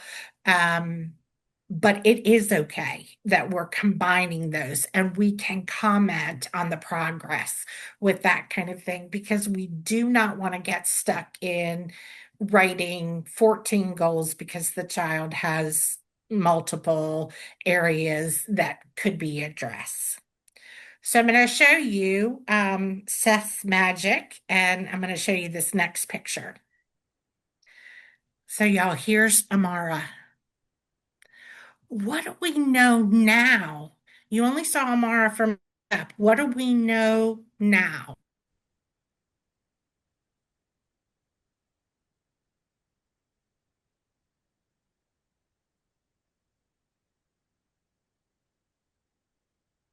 That she needs support to walk. She needs assistive technology. Melissa says she can walk with support. She uses an adaptive device. Mobility is vital for her movement. Yeah, so again, we saw lots of discussion about how this could look. And then by seeing the rest of Amara's body, we got more information.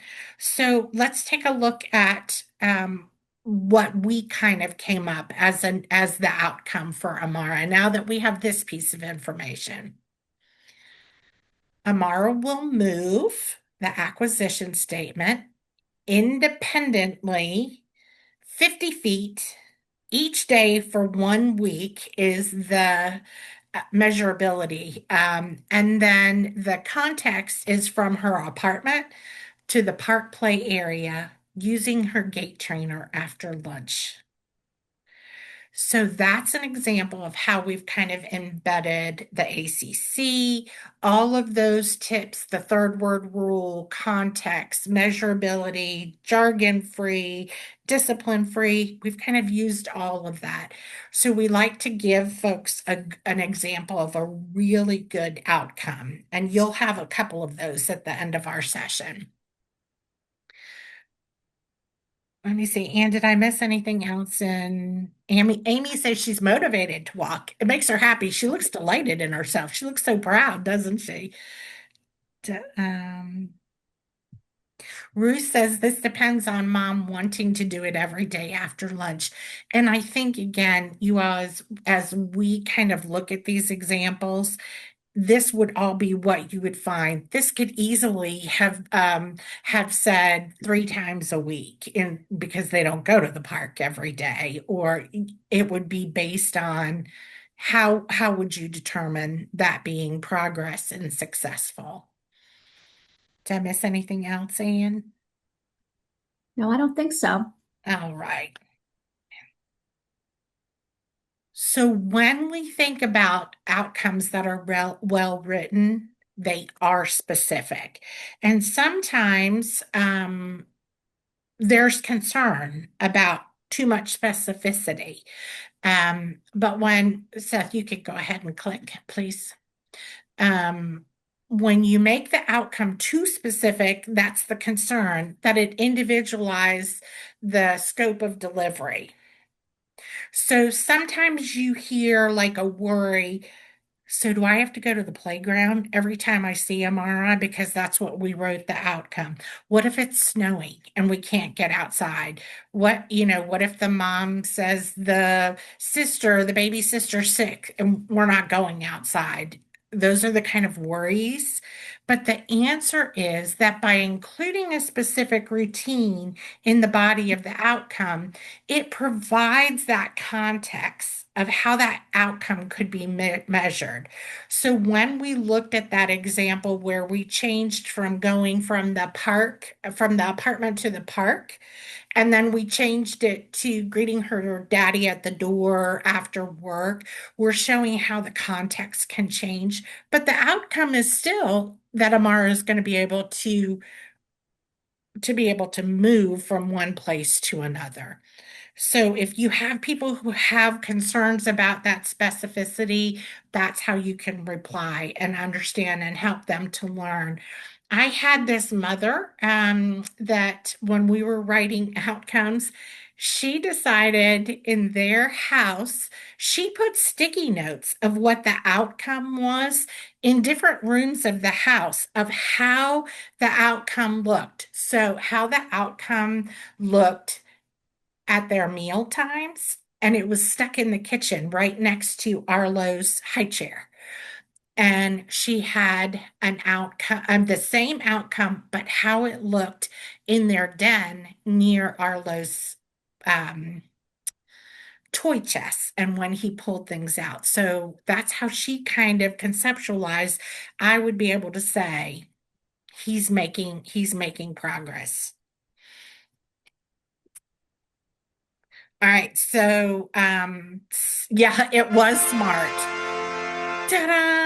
You've already passed the quiz and we haven't taken it yet. So Seth, tell me how that's gonna, we are having a little bit of trouble with polls, you all. So there we go. Let's do the first one. Virginia's monitoring and compliant process is called POSSUM, which stands for, make your choice.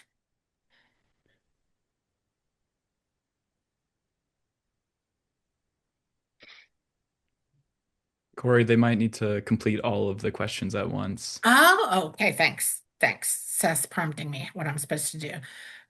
The next one, Latin meaning of assessment, is sit beside me and get to know, true or false. And some important words about functional assessment.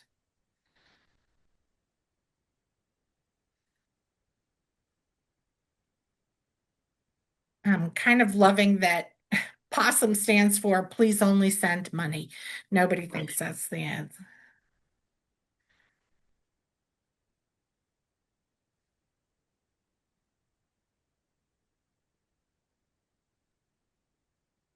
All right, take 20 more seconds to finish up and we'll see.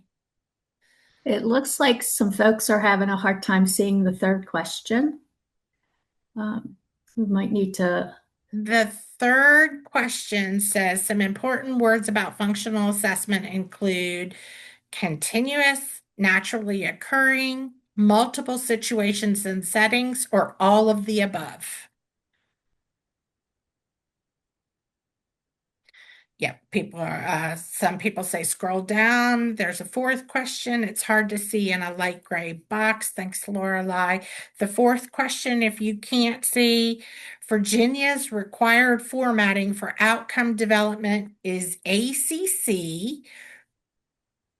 Look, things are popping up so fast, which stands for accountability, compliance, consistency. Acquisition, context and criterion, or assessment, curriculum, consequences.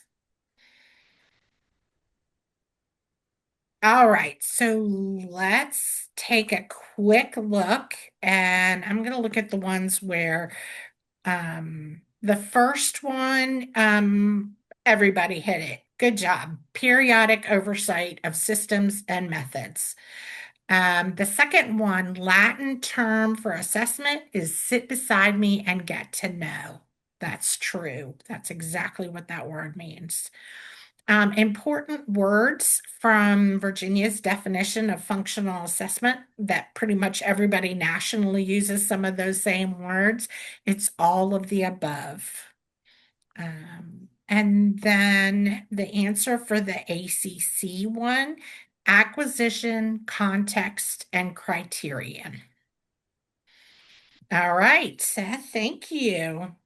So Corey, just looking at the chat, Mickey has a question.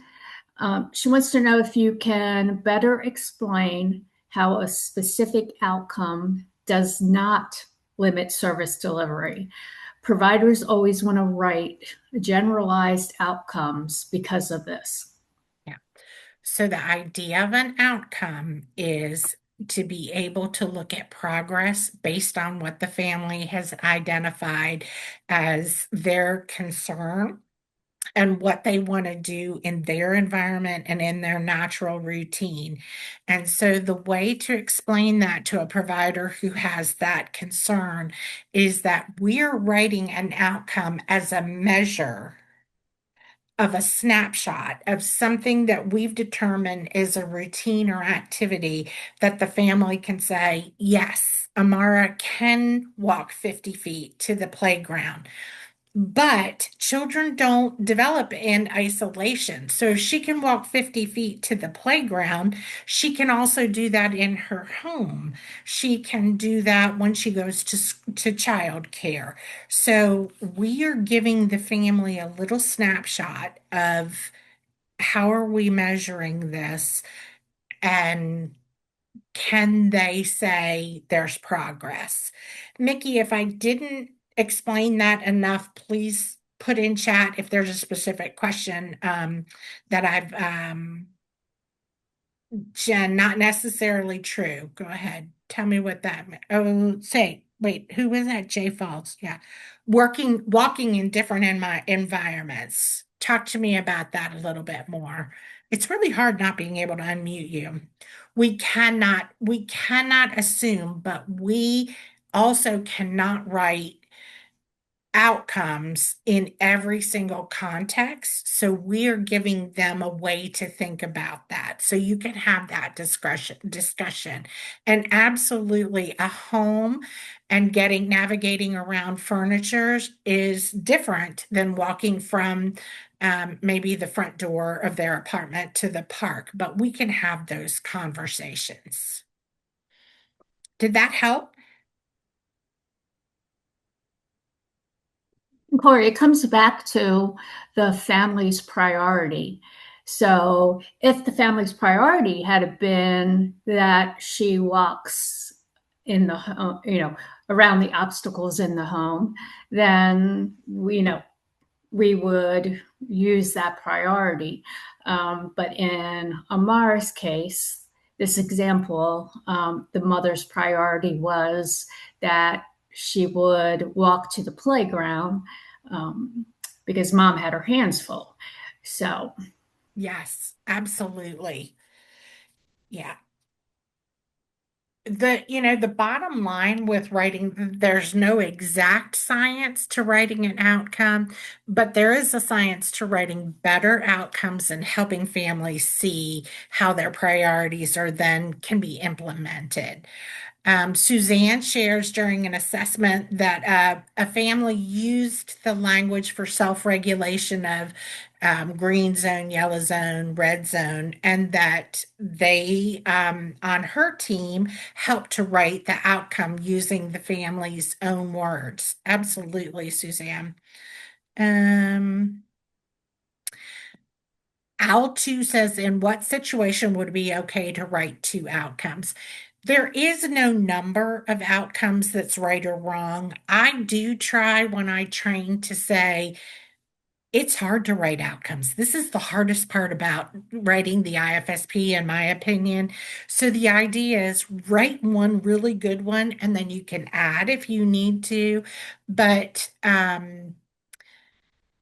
if there is such a disconnect between what you're trying to do, we're going to look at some examples in just a few minutes. Then, we don't want to have an outcome that has like a whole string of 14 developmental milestones and skills and things to be thinking about.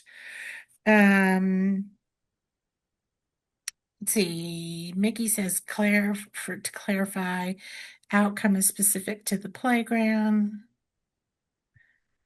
That is correct, Mickey. The provider is working on 50 feet regardless of the context. And for Amara, it's using her gait trainer. Absolutely. Okay. All right, Seth, we can move forward. Should we assume that everyone passed the pop quiz and pressed the Oh, correct button? I think most of them got a pretty high, but yeah, let's hit the correct button. So Corey, Yes. we just had another question come in. Yes. Is it okay to include feeding, walking, and talking? Or would you put those different things in the short-term goal or write another outcome? I'm gonna pause if I don't get back to your specific question, but we're gonna look at some examples that I think will help make it clearer. So just remind me if I haven't covered it, I'm happy to answer that question. All right, so now we're gonna talk about, hang on just a second, please. Sorry, my headset. Now we're going to talk about Aubrey. And the goal that we saw, the outcome that we saw for Aubrey when we first started looking at her was that Aubrey will use two-word phrases to get her wants and needs met during daily routines. I can't tell you how often this outcome is written. It is written probably for every child that has an expressive language concern. So it's very, very common. But what I want you to see is watch what happens on the slides, how Seth did this. So Aubrey will use two-word phrases to get her wants and needs met during daily routines. Go ahead, Seth. Raul will use two-word phrases to get, his wants and needs met. Anna will use two-word phrases. Devin will use two-word phrases.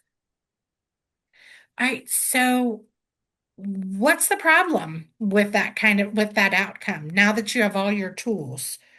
What's the problem? It's not individualized. Absolutely. It doesn't include family routines. It's too generic, too general, too vague. It's not measurable. It's not specific. The measurement is missing. Absolutely. Same goal, different child. You know, a long, long time ago, I've been doing this for so long. There was this movement that, like many school systems, there would be a bank of IEP outcomes, and there could be a bank of IFSP outcomes. That is not what individualized means. So exactly, Latricia says, same goal, different child. Absolutely.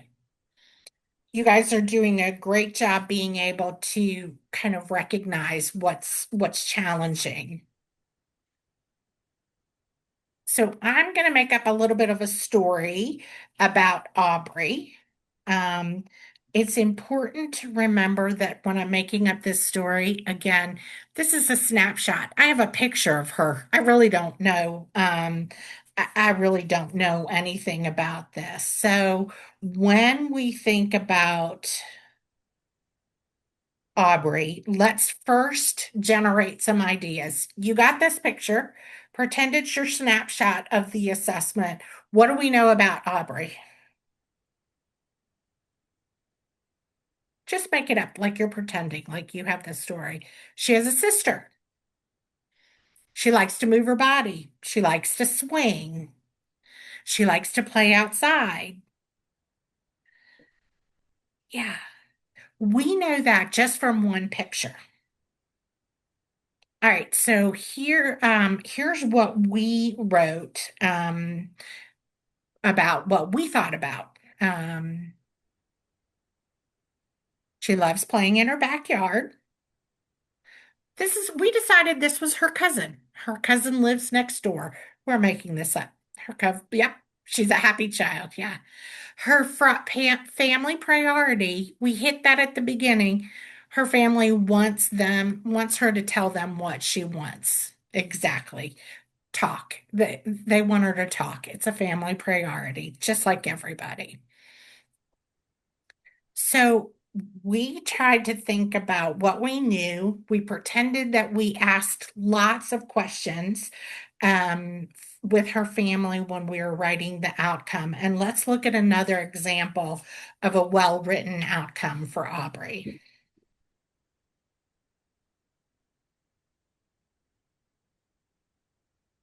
Aubrey will use 10 two-word phrases to request or label her favorite things to do we can make any of those up. Down the slide, my ball, push me, go, go, go, the sandbox, whatever she does outside while playing in the backyard with her cousin 3 afternoons a week for 2 weeks.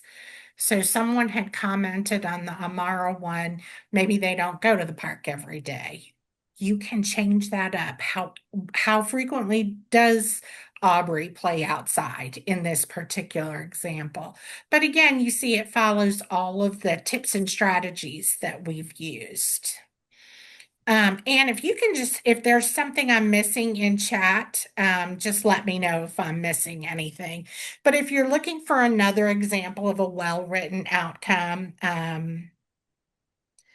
Jennifer says 10 should be read. Yes, it should. 10 to word should be read.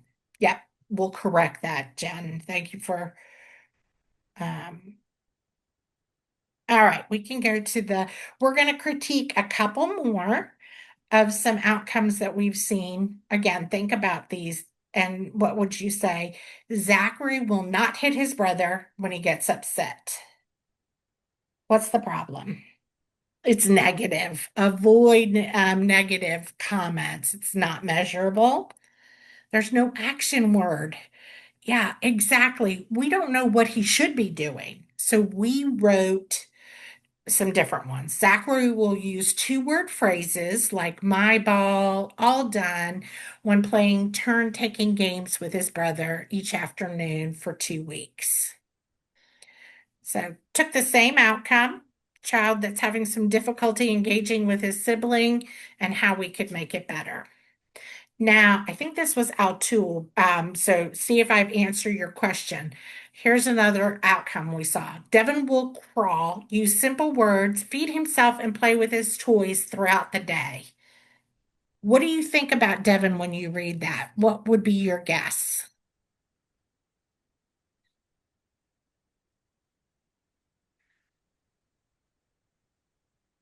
Maybe he's an infant. Yes, Joanne says probably has global delays.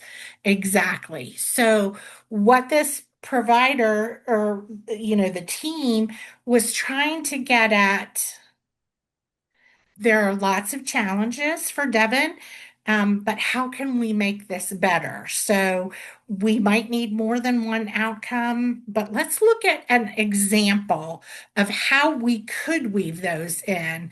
So Devin will crawl across the room, which is about 6 feet, when his name is called to play with his mother 2 times a day for a week. Now, when we think about this new outcome, what developmental domains are you seeing in this outcome? What are we hitting? Melissa says gross motor and social. Physical, social motor, receptive, communication. Absolutely. We have combined, as you might guess, a child who potentially has some pretty significant global delays, and we've put it into one outcome. So again, there's not a specific, should I write one outcome, 2 outcomes, but if you can figure out how to weave things together, it does help not thinking about writing outcomes that are tied to a developmental domain or a missing assessment kind of skill. So, Corey, one of the things I really like about that outcome is it's not written out for a year.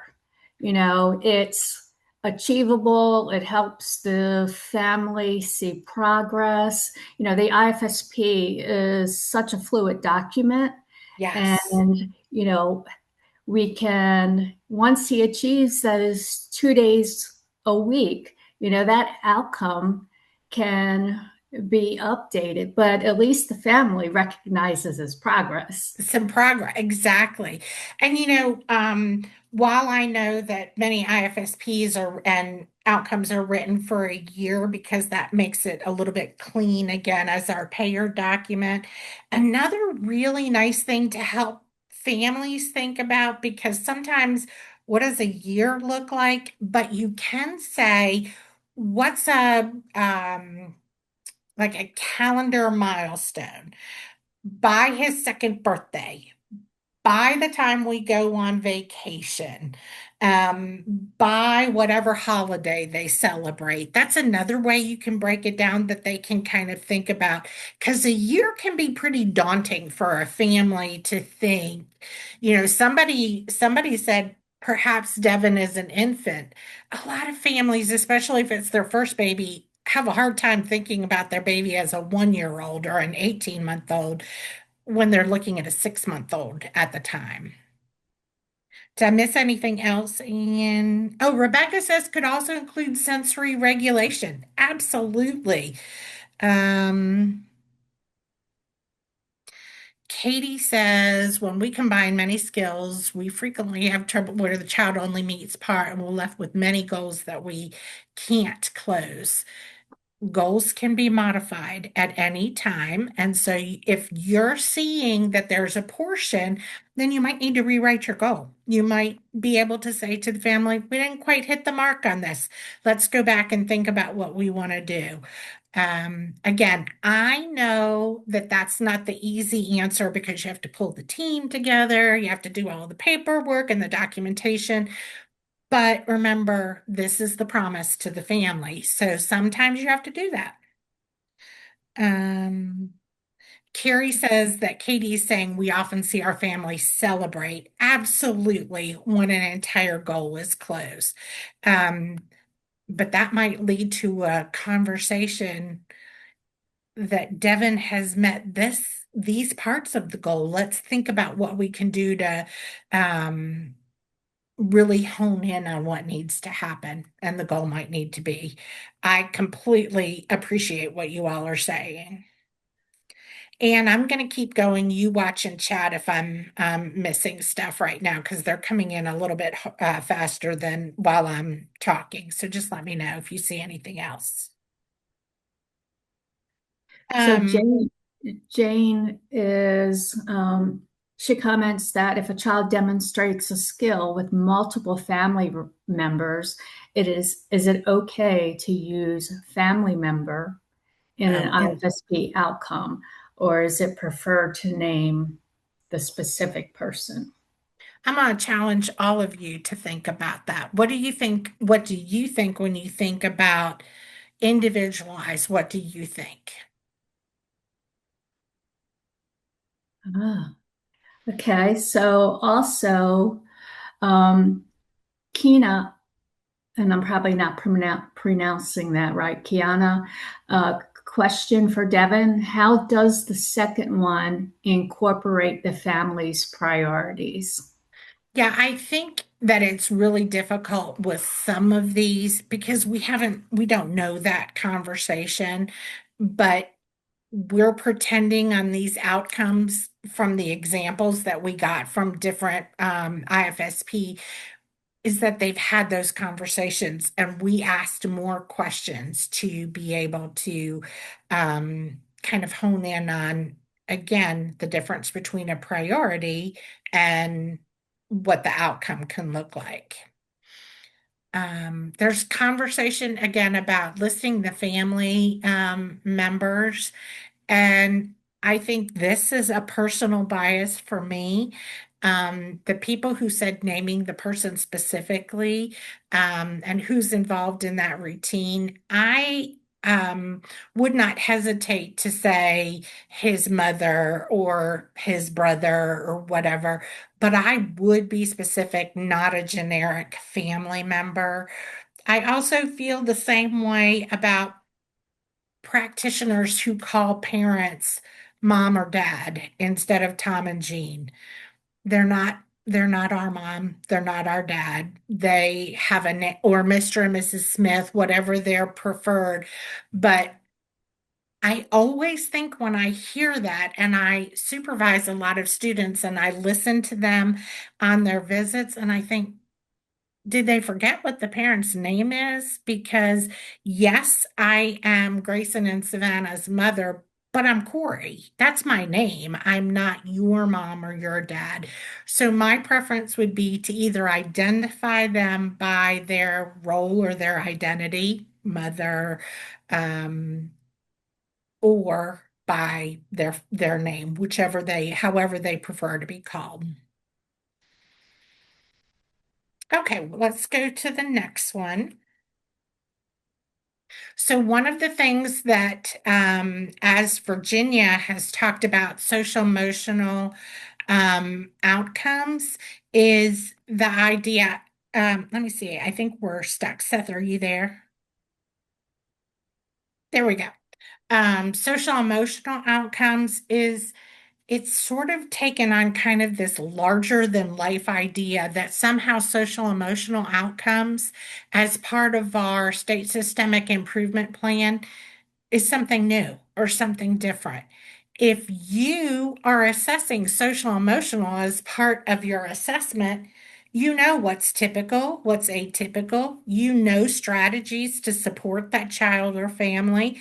You're going to use the exact same format of ACC and all of those tips and strategies. So there's nothing special about writing social emotional outcomes. If the child needs more support, we have lots of strategies of what that can look like. But the bottom line is if you know how to assess and write good outcomes, you know how to write social emotional outcomes. Next slide. There we go. So if you know, you know. We did want to highlight, this is the funniest thing watching myself moving like this. Very bizarre. But anyway, we do have another Elevated EI workshop that is strictly about writing social emotional outcomes and the pyramid model and the tiers, and that will be put in your Padlet. I think it probably will get dropped in chat, but if you need more support to understand that, it's called Convos with Colleagues. This is my colleague Naomi, who has lots of expertise. She's a social worker, lots of expertise on infant mental health. So if you need another example, you can watch that. So we've spent lots of time looking at these outcomes, and we can go to the next slide. When we think about writing that long-term outcome, it's time to develop short-term goals. And again, sometimes people get really stuck on this. Here's the takeaway. If you know how to write a long-term outcome with all of the strategies we talked about, short-term goals are written the exact same way. You can use the same critique tools, you use the ACC. It's exactly the same. So when we think about after writing those outcomes, then we determine the supports and services. So we never talk about supports and services until we've written that outcome, because supports and services are driven by what the outcome turned out to be. So we're going to talk a little bit about how we think about service provider, choosing a service provider, and then we're going to hear from some people in the field. Leanne Young, quite a long time ago, wrote these questions of how you can think about choosing a service provider. And even though these were written in 2009, they're still really, really good questions to help you think about that. To never jump to a delay in one area, this is the kind of provider the child needs. So we think about who has the next necessary expertise and qualifications. It's not about what letters are after the person's name, it's who can support the family. Whoops, go back, please, for just a second.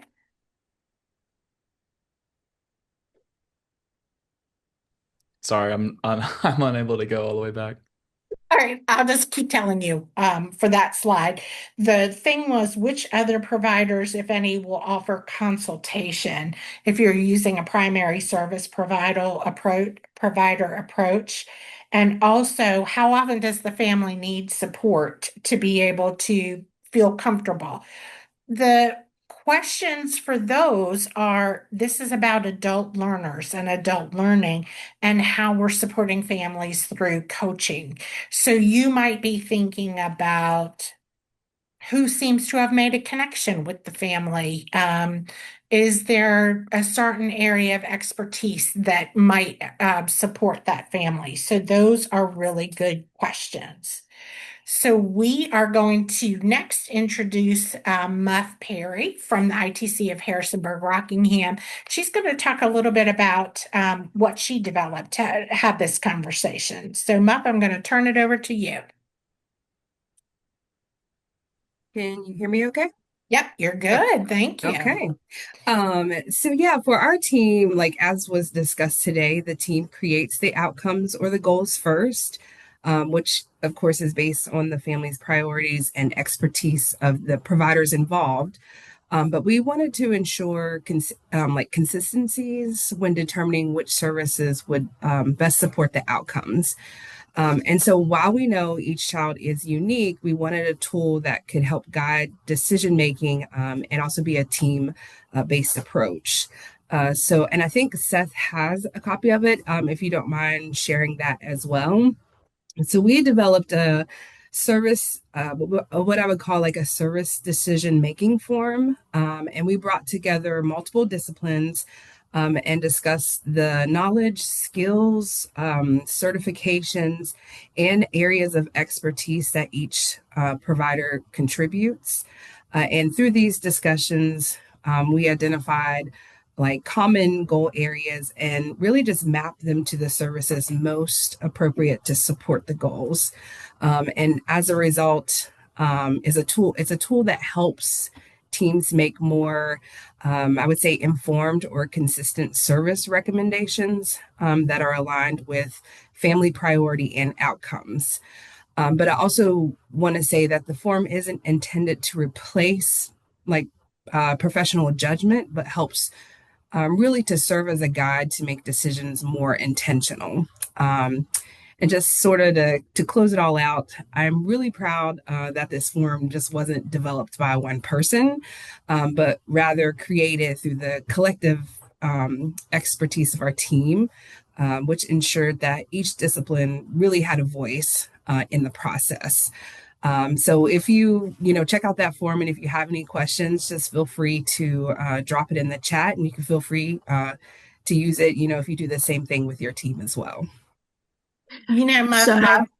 Sorry, go ahead, Ann. I'm sorry, Lori. I was just wondering, because I haven't looked at this chart actually.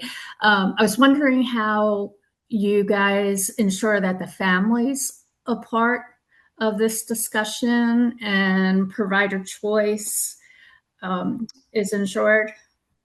Yeah. Yeah, that's a good question. Well, when they develop the IFSP, the whole team is present, but they're really honing in on what the family priorities and concerns are. I will say sometimes we have to add I feel like a lot of times actually, because families are just like, I don't care who it is. I just need you to help my kid.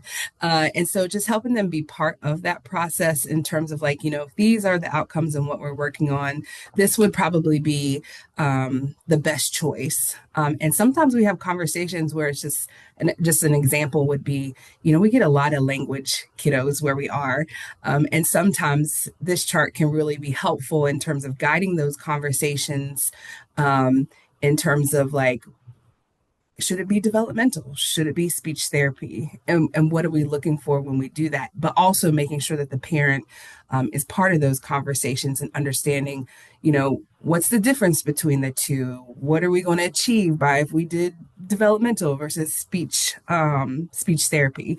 So I hopefully that answers your questions in terms of like the family actually participating in the IFSP and having a voice in terms of really just understanding what those disciplines means and how we can work on those outcomes. Yes.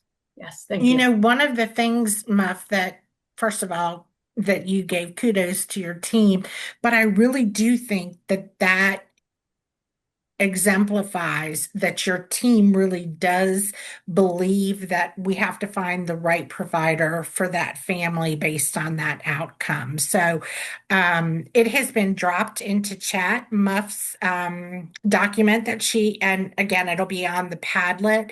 Um, I just think it's a really good tool for having those conversations. I'm also going to, unfortunately, Julie from the ITC of Highlands was not able to be here. I so appreciate she did write what she wanted to say. And so I'm going to take a moment and read it so you all can hear.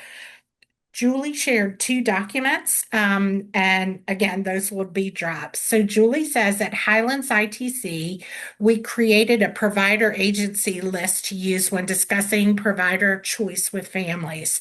The list includes all the agencies that we contract with and also the individual providers within each agency. The list is put in the intake folder so that families have a chance to see who we contract with prior to the IFSP development. Service coordinators also keep a laminated copy with them to use when provider choice is being discussed. We have also put together a provider bio booklet that we can use when parents want more information about providers. We asked the providers to give us a brief bio highlighting their EI experience and areas of interest or strength. We share this with families when they want more information when deciding who they want to choose for a provider.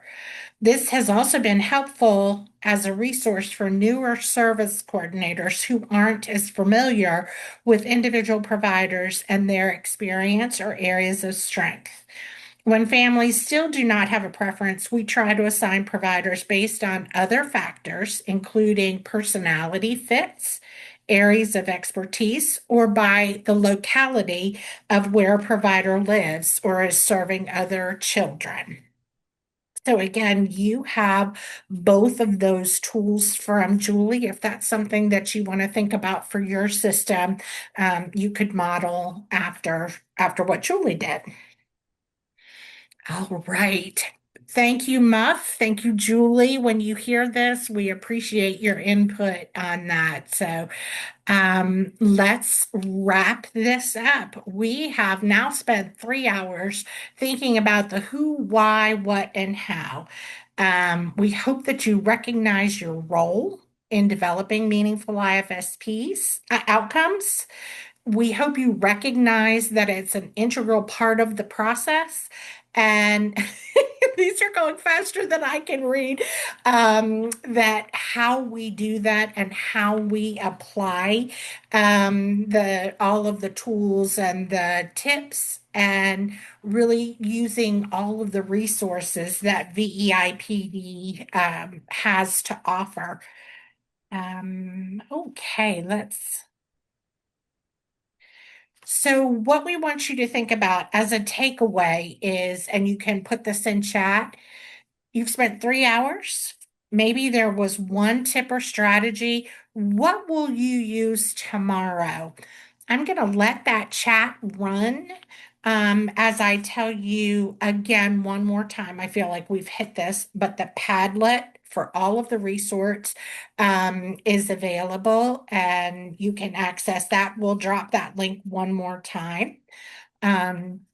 If you are interested in a certificate for having attended today for 3 hours of professional development, check your inbox. You should have a survey already in your inbox that you complete the survey. It's very short. And when you complete the survey, you can download the certificate.